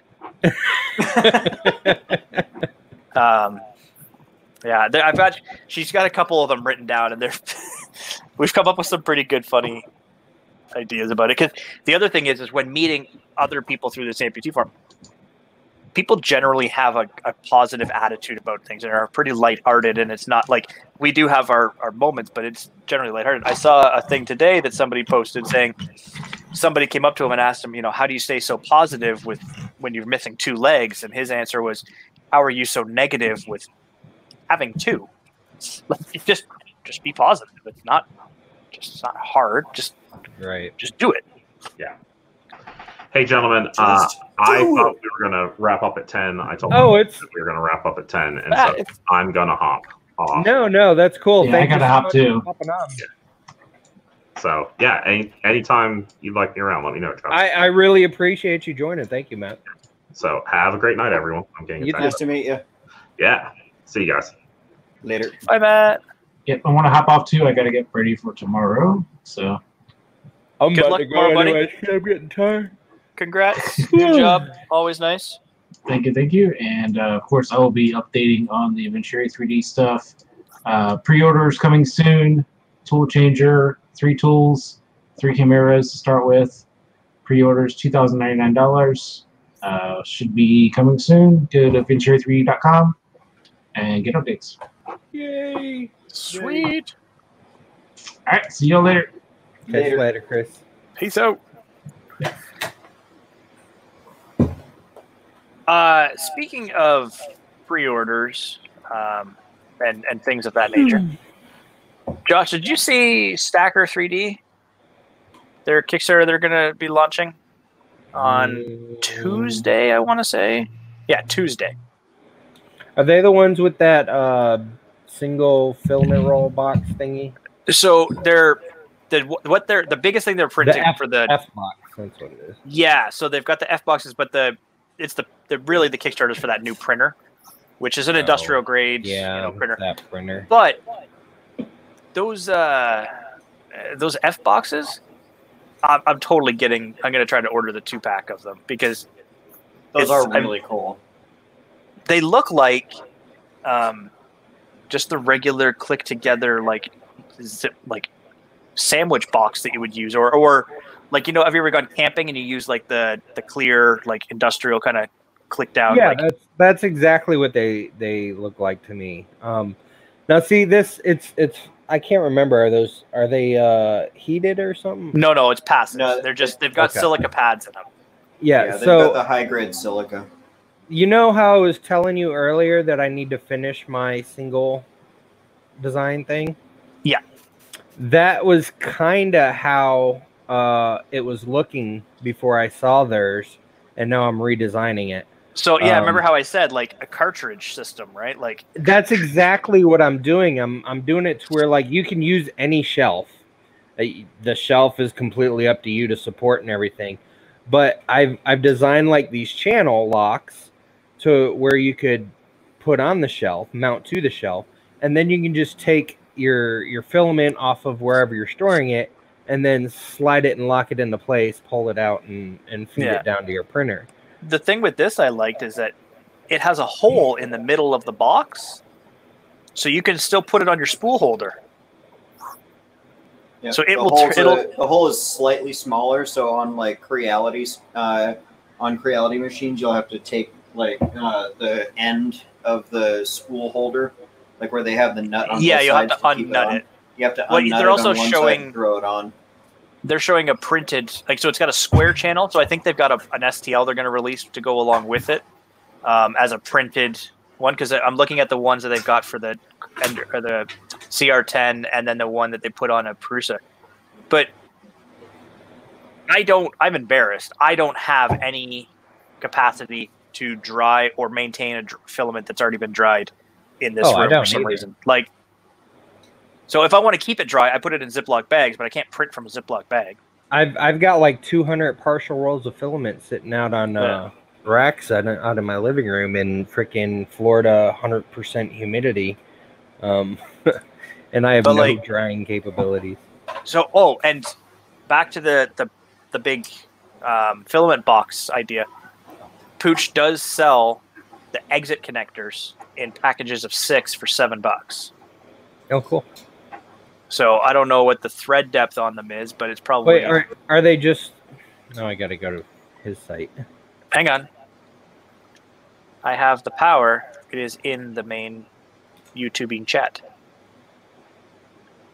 But it looks like they've got the ability to, like, you can thread pretty deep, maybe a half inch or so, because obviously the rep box is MDF and everything as well, right? So it's got to have space to do it. But you could thread those locks in there, and it looks like they're using that similar type of fitting on this F box. I'm sure it's just a pneumatic. Are those like air sealed or anything like that? Yeah, they're pneumatic couplers with for the 4mm PTFE2. Yeah, so yes. They're just like these. They're just like the ends that you find on the end of most hot ends. Only what you do is you unscrew the tip, put your tube in, and then tighten it back up. Kind of like that knurled nut that you use on the. It's like an F connector for. Okay, for so coax. it's just another type of. Yeah, it's just another type of pneumatic coupler. Yeah, but again, like we were talking, you can. There it is, right there. You don't even have to. It's not even that expensive. Like buying from Pooch, they're on sale, $7 for 6. So, Tanny, you missed it. I'm still so mad about my freaking rep box. When I was moving down to Texas, it was on my cart, and I was pushing my cart, and the front wheel caught, and the cart went like that, spilled the rep box over, and then my ANET A8 fell on top of the rep box and broke both of them. Ouch. I'm going to be building one that goes from here to here. Yeah, that was my plan. I was going to use the rep box. So we'll talk about it because, again, we talked about it at the beginning of the stream. I love Pooch, and I'm all for supporting Pooch. I want the big space one. So yeah, there's IKEA, an IKEA cabinet you can buy, and some glass doors and some hinges from IKEA, and at least Canadian dollars wise, it's going to cost me $180 for the whole parts to have a 6-foot rep box. And then I'm going to buy rep rewinders and parts from Pooch to make it, and it's going to be delightful. No, I need to look into his rep winders, because I can't remember who mentioned the other day that they've been breaking a lot. Really? No, if you print them in PLA, yeah, they're gonna break. No, but what is it? What I forgot to ask what part was breaking on them. Is it the coil itself, or Probably, because that's the one that takes the most stress. But his isn't using a coil anymore. It's using the inside component of a dollar store tape measure. Yeah, unless you 3D print your own. If you just use the open source STLs that are posted. Yeah, so that's where he's made the version. So the newest version, the rep rewinders that are available for buying, it all comes as a 5-pack, which again, I don't even know why you try to buy and make this stuff. They're laser cut. They come with the tape measures, all the instructions, the cotter pins and things, and you just print out some parts, and now you can make your own. Like you just make your rep rewinders, and yeah, most of the people that I see that are having problems with it are the people who are overseas and can't afford the shipping. Yeah, or they're using the one that prints the spiral. Yeah, and then that breaks. Yeah, those are the people that I imagine are having the most problems. Is they're printing them in PLA rather than PETG or something, and then because they don't want to pay for shipping overseas. I wouldn't want to pay for shipping from California to freaking Australia, Canada, or Canada, because Canada is dumb. Mm-hmm. At least, but when like receiving things. He's got the extra rollers and everything. Like you can use a lot of the parts from there and the inspiration, and I'm going to put LEDs inside of it, and also it's going to work better for my space because I'll actually be able to fit it in there. Whereas right now I don't have any. Like if I want to put a rep box up there, which would be fantastic, I lose the rest of the shelf because it's a rod. I don't have, and on some 3D printed brackets. Yeah, what we're gonna probably be doing for the print farm at work is put up a big dowel across, like a curtain rod or something, and then we've got an STL that's just a hanger that we can put up on the rod. That's going to be mostly just for what the filament that we're putting into the printers at the moment. I'm thinking this would be a good solution to try to be able to, because the other thing is I can't. So that's just PLA. I can't leave PETG open up there or anything like that, right? Or anything. So if I can put it in a cabinet. Isn't PETG less hygroscopic than PLA? No, it's slightly more hygroscopic, but it doesn't because you're printing at such a high temperature, most of the water flash boils out the top of the hot end rather than sticking in the filament and getting all the way through. So you see less of an effect, but at least when we're extruding it at work, we have to dry it at a much higher temperature than PLA. Yeah, and it gets more brittle with the moisture. Yeah. That it adds. So that's the thing. It's less about the printing problems that you end up with, and more the fact that you just won't be able to print because it'll just keep snapping your spool. Yep. And it comes out really cloudy if you extrude it and it's not dry enough. It comes out looking like you're trying to make a matte finish, which is not what we want. So we dry the living hell out of it when we extrude it. I want to build a freaking homebrew extruder so bad. It's so much of a pain, dude. So much of a pain. Extrusion lines are really, really difficult to maintain. All right. Best out of the box printing of any of my printers. Well, yeah. Out of the box. Now I can. Well, actually, out of the box, the MP Delta Pro did really, really well. The problem is that the all metal hot end that they include with it you need to have the PTFE chamfered a lot so that there's no gap, because the filament catches on the edge of where the PTFE goes into the metal before it gets to the hot end. Yeah. That causes jams. There's my backside. delta is That currently looks awesome. here. That's the texture side, Right. and then top layers. There's a bit of a inconsistency in the one top layer. That right there, where they've got that's from the layer. It's laying down the filament in two different directions. Didn't they fix that? They showed a fix for it. It's the new monotonous monotonous or Basically, it's start here. Where is that option yet? Because I just installed the latest Prusa slicer. It's got to be do you have the alpha or the latest stable? Because it's only in the alpha right now. Oh, okay. I don't. Yeah, so I have the alpha, which I was going to install, but we got chatting and whatnot. But the alpha has and so it's going to come. It's going to be soon. Like it's not like we're not talking long here. Right. But having the ability to do it that way, because that's I'm gonna reprint the face cover for this thing as soon as I can, because that's the part that sucks is when it does a little thing here and a little thing here and it comes along, does a little bit and then changes time and goes over here, you get those color inconsistencies in the top layers. And I want it'll be much nicer to have this being even. So, and I'm gonna be reprinting, like I said, anything that I've printed that needs texture, I'm texturing it. Yeah, because I'm about to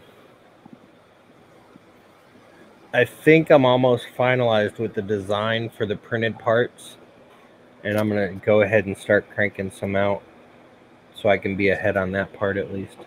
Yeah, I still have to design the control panel though, because I've been fighting in my mind where to actually put that thing in. I honestly think I'm just going to put a freaking control panel on the front. Maybe stick it up a little bit. I think what you want to do, Josh, is have it so that try to figure out a way of making it so that you can either mount it to the bottom or to the top, depending on how you, as a person, want to route it. Maybe if you have to, personally extend your wires or something like that, because depending on that big thing, if you're setting it on a bench, you're it's way up there. But if you put it on the floor, I don't want the control panel on the floor. Right. Well, I mean, I could definitely stick it on the top or the bottom right now, but because of the length of the cables that some of the people are providing me, the Big Tree Tech. Yeah, you don't have. I can't put it on. I can't put it on the side or the back. Mm-hmm. It's got to be either front center or top center. And I think making it so that you can choose as the consumer, top or bottom, center, then that lets you, if I'm putting it on a bench and I feed the filament here, but I can control it right here. When this was going to be going on the bench, I was considering moving the electronics to the bottom because I didn't want to have to reach up so high to get to the electronics to do anything with the controller. Uh-oh. Are you ignoring Bob? No, I did. Sorry, Bob. It's still the texture. But, Bob, I did. So I came downstairs. Hey, CNX Tech. I grabbed the sheets. I brought them. I did the smooth one, too. And I brought them upstairs, and I washed them with Dawn dish soap. Now, Monkey, I have to ask you. Did you bite your tongue or something? What? You've been lisping today. Oh, had I? And I think it's because I'm back. My gaze infected. No, I was about to ask you if you bit your tongue or something, because I've never heard you lisp before. Nah, so I bought it with I used Dawn dish soap, and so this thing's sticking a lot better now. He's now very aware of where his tongue is in his mouth. Or where it isn't. It's not in my... No, wait. This is a very different stream from that. I bit my tongue a couple weeks ago, and freaking I was lisping like crazy. Get me into these candies. Let's go. You still haven't even opened the Haribo's yet? Nope. But You, sir, have much more willpower than I. But the best part is like I was telling somebody about how the printer came with Haribo gummy bears, and they're like, "Oh no, you're gonna shit yourself because of the meat, everything that's going around right now. One. The sugar-free one that's going ones. around online, and all the man, the reviews on Amazon are hilarious. God, is that making the rounds again? I first heard of that like freaking 7 or 8 years ago now. It's great. Well, I think It it's like is. people bring it up, they forget about it, so more people start buying it, and that is just an ending cycle. Yep. So I looked into that X-Carve that Matt was talking about. I'm gonna have to sell my kidneys. The what? The X-Carve CNC. Oh, The kit is $2,300. That's actually really cheap for CNC. for a CNC, yeah, but For a kit, and again, it's got it has, I don't even know if it comes with the spindle. I hope it does. It doesn't say that it comes with a spindle. It probably doesn't. It's probably just the CNC. Well, no, it does say everything you need to start carving. Sorry, it does come with a DeWalt 6100, or 611, sorry, with built-in speed controller. You just have to tell it what outlet you've got, 120 or 110 or 240. But it's everything you need. It's got a spoil board, all the components, the rails, the drag chain, the motors, everything. Josh, is this the geared motor that you were talking about? hang on, let me switch to. No, that's No? not the one Zeltec sold, is it? It's one of them that Ziltech sold. I just found my all my random crap box. It Which- doesn't matter. They didn't have enough anyway, so I had to buy them from Oh. Spark Fun. Fun. I also got this motor. I don't know what this motor is. I've got a lot of motors in here. That would be messed up, Paul. Yeah, if I'm gonna lie, if you send me a link to what motor you were talking about, I can see if I've got one. It was no, I don't need it now. I don't need the dimensions, but it was the one that it's. Do you remember the stepper or the gear motors that I included in the UFO? They were yellow with the 2 arms. Yes. Okay, so Zeltec has an all silver motor with a bunch of gears to reduce the ratio on the shaft. I think that's this one. It's got a planetary. Yeah, it had a Nope, bunch that's of not- gears. Oh, okay. No, I know the one. I know the one you're talking about. The 98-cent. Yeah. Okay. Yeah, I know the one you're talking about. That one is really, really tiny. It's like teeny. Oh, tiny. is it really? It looks Yeah. bigger on the. Yeah. No. The shaft on it is like smaller than this one. Oh, Like this one has a smaller output shaft. I'm glad I didn't get those then. Yeah, they're really, really small. They do have a shitload of torque, but it's just really slow and really small. But I mean, those things you could make a freaking wench out of it because it's just that powerful. This is going to be handy for the thing that came in the last UFO. What is that? This is a breadboard power supply. Eh? Plug 12 volts into it, and it gives you 5 volts out. So, Josh, your latest model, your latest Here we project go. with the LEDs, you should go to Michael or Walmart and buy one of those like clear baseball holders, like the decorative baseball holders. Mhm. And then what you do is you use frosting spray on the inside, stick that thing on the inside, like in it with like holes, and you'd have your own little tesseract. Yeah, see, it's That just would be cool. super teeny tiny. Yeah, that's what I was talking about. That would have worked though. It would have worked. Yeah.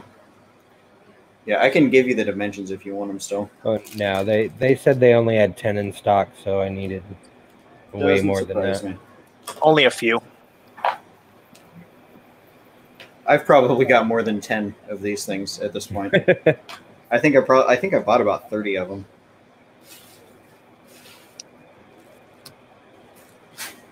Well, welcome back to the world of the living, man.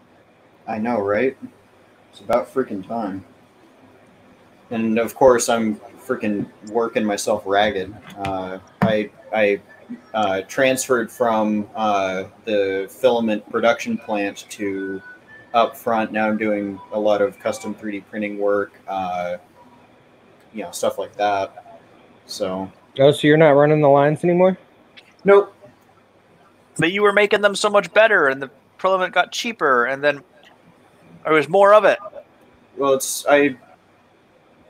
I outgrew my usefulness back there, so I got the line running super smooth and good, and trained someone else on how to do it. And now I'm moving up in the world. Then made the fancy the refuel. Yep. Now I get to work in an air-conditioned office. Shit, forget it. No, that's it. Yep, forget it. You're good. Yep. Worth it. Worth it. So I'm gonna give. I'm calling it a lateral promotion because I didn't technically move up in the company, but I moved to a position where I have a lot more ability to move up. I'm gonna give this to my local makerspace. The 285. Yeah. I made fun of Greg for that. I was like, "Hey, you sent the wrong filament to someone who knows me personally. You're making me look bad, man." Yeah. Let's not talk about that for a minute. Cost me $70 in filament for getting the 2 rolls of filament. 2 different shippings. One was $40 the first time. The next one was $30 the second time. God, that's ridiculous. So the second roll, that came. You basically paid for the filament and got free shipping. Yeah. Now that being said, it's the Pro PLA, and in Canada it's like $45 a roll. So I saved $10. Yeah. Is if anyone out there is in Canada and they want to try 3D Fuel without paying the extra import stuff, you can get it through Filament.ca. Filament.ca. Because they are a reseller for us in Canada. Yeah. But yeah, this is why I have damn it, Bob. Whole bag. One shot. I bought a free bag filament of cost me Oreos. $70. Oh God. These are my weakness. Yeah, well, see, I bought a bag of Oreos the other day, and I thought I was gonna eat them all at once, but I didn't notice I accidentally grabbed the double stuffed, and those are good. I don't like the double stuffed. I don't like the regular ones. Like normally, when my mom showed me these, and she's like, "Oh, check these out," I'm like, "Oh God, I hate Oreos though." She's like, "Just try one." I tried one. I ate the whole fucking thing. I think her and my other roommate got like 2 out of the whole thing. I ate all the rest of them. I was really fat this weekend. Tim Tams have been like my weakness, man. Like those things. I blame Kathy and I blame JT, but I blame myself for that. Man, Tim Tam slams. I was crushing them at the cottage. My brother-in-law, he's like, "Hey, do you know about Tim Tams?" I was like, "What do you know about Tim Tams?" He's like, you dip them in the coffee." I'm like, "Where?" Like, he's like, "Yeah." I'm like, he's like, I brought some. Do you want to have one? I was like, I brought some too. We each had. We both together crushed a package, 2 packages of Tim Tams last week. Do you know about the Tim Tam Slam? Yeah, you bite the corners off each one, you stick it in. Yeah, it doesn't work in my travel mug because the coffee level's too low. No, you don't do it in coffee, man. You do it in Bailey's. That's the coffee had Bailey's in it. Oh, like well, I get that. It's camp coffee. Yeah, it's cottage coffee. I've switched to drinking black coffee, but Bailey's is fine. That's good. One of these days, I'm gonna have to talk to our guys in Ireland. They have our guys in at the Irish facility have the most Irish names I have ever heard. They are Danny McMiniman and Kieran McMiniman. At least they didn't have like first names like Seamus. And... No, their names are Donnie and Kieran. That's the most Irish name you can fucking have. You know, it's like saying Irish McIrishman.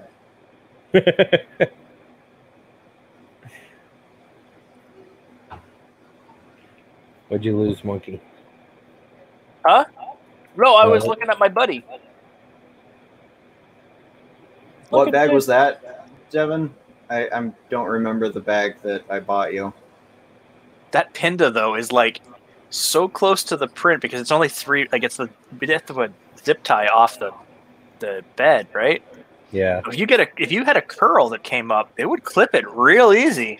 Yeah, that's one of the issues that I have with Prusas. I back the Pinda off, and then I just do I just boost the distance for it. The one thing, like, this thing is leveling, like, boop, boop, boop, boop, boop, boop, boop, boop, done. Yeah, it does that really fast. The Pinda probe is a really good probe. And I didn't realize. Exactly, I thought it was bigger. I thought it'd be like about as bigger as my Nope. pinky. I did not realize it was freaking like thinner than a pencil. 8 millimeter, I think. No, the Pinda's No, the it's like 6 a millimeter. 6. Yeah, the 8 millimeter is what I thought it was. The 8 millimeter was the Pinda 1. The Pinda 1 was an 8 millimeter. And then I see the Pinda easy 2 AVL is that the people 6. have on Ender 3. And like the yeah, it's easy freaking AVL 12, 15 millimeter. a 14 detector on it. millimeter detector. Yeah, it registers that bed real good though. You're not gonna miss it. Yeah, I do remember that. I bought Devin candy at a sketchy gas station. That's the best. Sketchy gas station in Waco, Texas.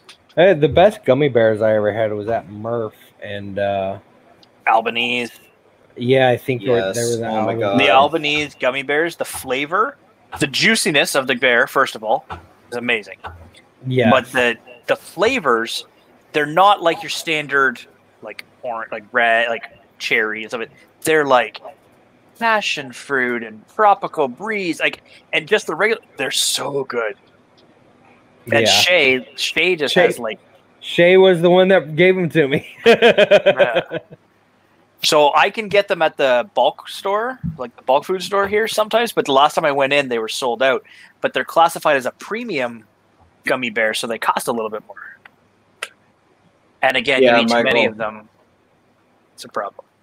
Michael's schooling us on the meaning of the Mick and Mac, and formerly Mock, but they just kind of rolled that into Mac. It means son of.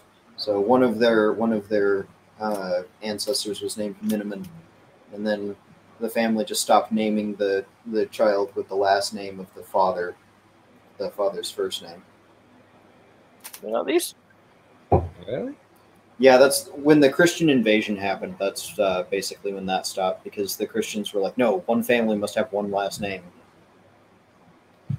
They're weird like that. But yeah, Ireland, it's really popular in Norse stuff too, like Thor Odinson. It's literally the son of Odin. Yeah. And then Thor's children were Thorson. They just used to do that. It used to be just like, my name is this, and I'm the son of this guy. Yeah. And then the Christians came in, and they're like, no, you can't do that. You have to have one family name. And then they're like, oh, well, we'll just keep this name then. Yeah. Eric the Red and Leif Erikson. All right, party Yo. people. Yeah. It's been 3 hours. I'm tired. I've probably sat at this computer longer than I have in ages. Yeah, you've been streaming all day. I felt bad for even asking you earlier. No, it's good. I like hanging out and sitting here watching this printer go. But I'm going to leave it run. You're excited. I'm so excited. I can. And here's the You're fun like a thing, so little kid.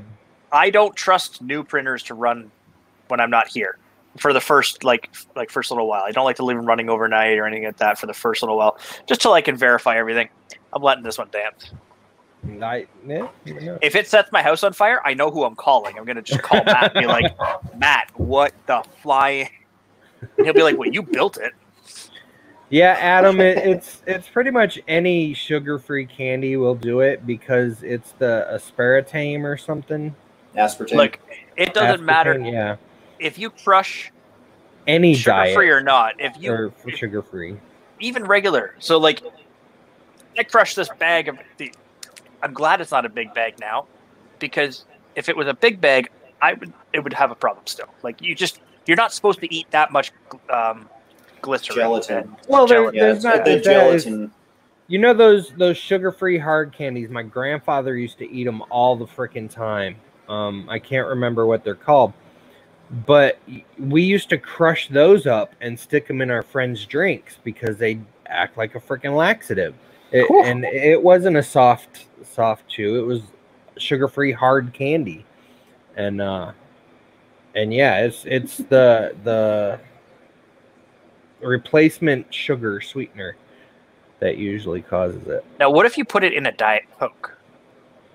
So now you're in a diet drink with the sugar-free candy. Well, the You might not make it sugar-free out of the room. diet is, yeah, that. I think it's a different thing in Diet Coke though, because I don't can't hear about people drinking a bunch of Diet Coke and then shitting their brains out. Yeah, It's but just see, what they like to do. I can't stand diet drinks, period. The Yeah, they weird taste taste of disgusting. whatever, they're gross. I don't understand. Yeah, the metallic But- aftertaste. I did have a Mountain Dew Zero the other day, and it just barely had a different flavor than real Mountain Dew. Yeah, they started using saccharin or something again. Yeah, I don't know, but it It was something that for a while the could FDA barely was like, taste we're it. not really sure if this is going to kill you or not. And Yeah, then they thought they it- decided, oh, well, no, it's not going to kill you. cause Too bad. cancer. I'm sure in California it's still illegal. Everything's illegal in California. Everything causes cancer in California. California causes it. The biggest thing with diet sodas is that if you don't have diabetes, diet sodas can actually increase your chances of diabetes because 'Cause it can it throws damage off your your sugar pancreas tables. because Yeah, your that too. body just stops producing insulin when it tastes sweet, and it can mess up your pancreas. Yeah, I'm sure I'll get diabetes one day. As of so far, my doctor keeps telling me I'm good, but my grandfather had diabetes to the point to where he had to get dialysis and his leg chopped off, and then he died from a diabetic coma. But there are alternative drinks to Diet Coke or Diet whatever. Just freaking drink goddamn Mountain Dew Zero. No sugar. Or just Gatorade don't, like, Zero. No sugar. I drink Fresca. That's it. Yeah, Iced I tea. don't know. I drink Or- iced tea. drink V8. Like not the fruit. Not my Fusion. energy drinks. Yeah, I drink those like I literally order 4 packs a month because a 24 pack barely lasts me a week. Oh, by the way, since we've been streaming, Marlin 2.0.6 has dropped. Yay! Finally, I can upgrade Well- upgrade this thing because the last one just did not work on the. I'll be It would playing with not that. update to the Gen L in this machine. Yeah, and it has updates for a bunch of the TFT screens as well. Keith was talking about it in one of the Discord channels. I'll turn my camera a little bit so that you can see. I just ripped the screen out of this one and I put one of these on it because I got a replacement screen from Artillery, and it was just the screen. Like they didn't put the screen controller in there, and it was one of those ribbon cables that was soldered on. And I'm not gonna fucking solder on a ribbon cable. That's not gonna happen. Wait, what ribbon cable soldered on? Like where the screen goes into the controller, that ribbon cable was soldered onto the screen that was in this thing to begin with, and then they sent me just the screen. They didn't send me the controller. which I think the controller is what was not working right. That's weird. Ooh, they added centralist homing for core kinematics. There's now an M600 space R, which will give you a resume at a new temperature. Ooh. So if you were changing filament types, or you wanted, say you were changing it and you wanted maybe to change the glossiness or something like that, you could change the temperature then. Yeah, I need to get the new, because the last version of Marlin that I put on the Tesseract, it didn't have, I think the G34 didn't support 4Z motors, so it was going all stupid and just being dumb. So you only need 2, man. No, 3. I need You 4. You don't need 4 individuals. You need 4. 2, and you need Nope, 2. Nope, I need Split 4. those out. Negative, I need 4. Just loop them together with You belts. know why I need 4?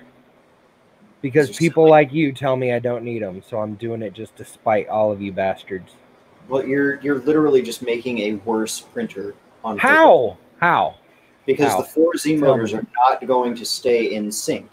Why do you know at the top of this, that little belt up there, that belt right there is why this Z is so good. That belt is worthless on the Sidewinder. I can tell you that right now, and most people tell you to take it off. It is not worthless. It works It's super well. absolutely worthless. No, because I can take it and I can lift my Z. Are you just glad Danny's back?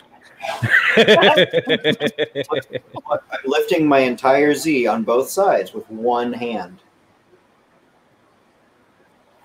Yeah, but here's the thing. Why would my Z motors get out of sync unless you lost? Possibly because you lost power. Because your bed is this fucking big. But my bed So- is stationary, so there's hardly any weight on the Z motor. So this You're printer doing back here, an Do what? issue then. when it Yeah, finished exactly. It's the gantry's lifting and it's super light, so it won't. Yeah, see this one, like my Prometheus one back here, when it's finished a print and it turns off the motors, one side drops a slight bit. So I have it set up that with the BL Touch, it re-levels the gantry before every print. Gotcha. So Hi, I just Michael. Hi, have it RC. running, I have it running. What is it again? Is it an M? Crap, let me see it. A G34. So at the G34 is going to level the gantry, and I've programmed in where to do the test points and everything like that. And so what it does is it goes over, goes boop, boop, boop, goes over, goes boop, boop, boop, and then comes back, does boop, and then it adjusts, goes back and forth a few times, then homes in the middle, and then prints. Yeah. That's one of those things that's just the curse of the machine. You just got to get used to dealing with it. I didn't want to put a belt on there. I didn't want to try to constrain those lead screws in any way, because that's when you start getting added banding, which is one of the worst things about the Sidewinder, is that their Z banding sometimes can be atrocious. Yeah. And partly because of the way that the anti-backlash nuts are designed and printed, and partly because of the belt. Well, here's the thing. Mine was because the Z rods were very constricted to the top. They had that pillow block at the top with the bearing. Mhm. They could go only front to back in a slot. So with a lead screw that was bent because it's long, let them free ball. Like just The version 1 of the Sidewinder didn't even have the 3D printed anti-backlash whatever thingies that they came up with. yeah. And so that's the only upgrade I've done to that printer, was to do those. And it freaking prints beautifully.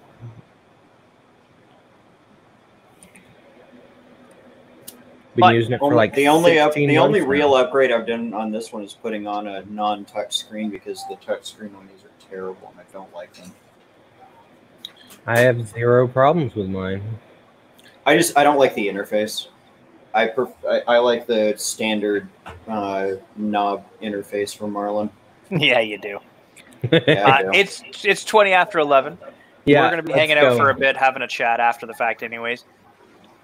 I'm going to say bye to all the people in the chat and then let Josh do all his fancy outros. I don't have fancy outros on my thing because I don't have fancy StreamYard, and I'm sorry, people, but you got what you got. Until somebody's buying me StreamYard, I ain't getting it right now. I got better fish to fry. I just wish they would add admin control to where you can have somebody else allow somebody to pop in and out of the green room, because like if you're busy, you know how Bob earlier, he was like Bob was my man. Exactly. Bob was my boy. He was my producer. He managed everything. He could have just been letting people in. And if you could have just, kept working on your printer, and Bob could have, let people in and out of the green room and stuff. Yeah. Or conversely, when I had set it up to come back the second time, but I was busy chatting with the nurse, you guys were all just hanging out in the green room by yourselves.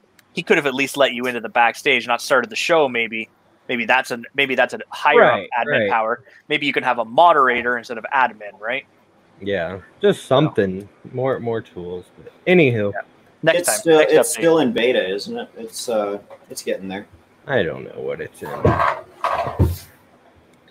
I'm almost tempted to try Zoom because you can get more people on, and I have a premium Zoom account. We want to play with it. We can, but I'm going to be canceling that and probably switching over to a premium StreamYard account. How much is the premium Zoom? I think it's like 20 something a month. For yeah. Well, that's cheaper than StreamYard. I'm paying like $29. Yeah, it was 20 something a month. We'll see. Anywho, yeah. Good night. If we start getting more popular to where we need more than 10, then we'll check out Zoom. But I mean, we're losers, so I don't imagine we'll ever be that popular. Look, I'm getting more people on. Look, Matt Stoltz from Prusa was on my stream tonight. That's kind of big to me. And when he sends out the tweet on Friday about the call, I'll make sure to add you. Like I'll tag you in it if he doesn't remember. Oh yeah, definitely. Because it's open to anybody. He just tweets it out, and you can sign up. And all it is it's a Google Doc. You sign up, your email address, name, whatever, and then he emails you the Zoom link before the show, and you can go hang out. And it's not a show. Like it is not streamed anywhere. It is not recorded. It is just for hanging out, private hangout, socially. Yeah. Try to keep it PG-13, but it happens sometimes. There's been a lot of weird conversations. And anytime I'm on stream, it's going to be a little bit weird because I got my weird creatures. And I'll explain a little bit more, Josh, later after. Although that one's going away because one of my coworkers was like, "I want that one really bad. Can I have that specific one?" So that one right there is going to a coworker. What is it? That's a dragon penis with blue balls. Do you want to see it more up close? No, thank you. Maybe later. I thought it was a ghost holding up its arms. Nope. We'll go with the ghost. Yeah, it's totally a ghost. Absolutely, definitely a ghost going. All right, everybody. Monkey, was that your outro? That was my outro. Thank you. Good night. I love you all. Hi, I'm 3D Tanny. Black Lives Matter. Trans rights are human rights. Justice for all. Go ahead, Josh. I'm Josh from Alien 3D. If you don't know me, why are you here? No, I'm kidding. Everybody should know me. Go check me out, alien3d.us. I sell a lot more than just UFO boxes now. Yeah, I search his site a lot. I'm on his site more than I'm on Amazon now. And also, I'm selling more crafting things, especially like resin mixins and casting stuff. Chris Russell told me the other day, "Oh my God, you sell mixins? I didn't even know." And I advertised it 6 months ago. I need to spread it out more. Anyways, thank you guys for joining us tonight on Alien After Dark. Thank you to Mad Monkey and Tanny and Chris Lane and Matt Stoltz. And did I miss anybody? Who else popped in? I think that was everybody. For stopping in, and I will catch you guys later. Peace out.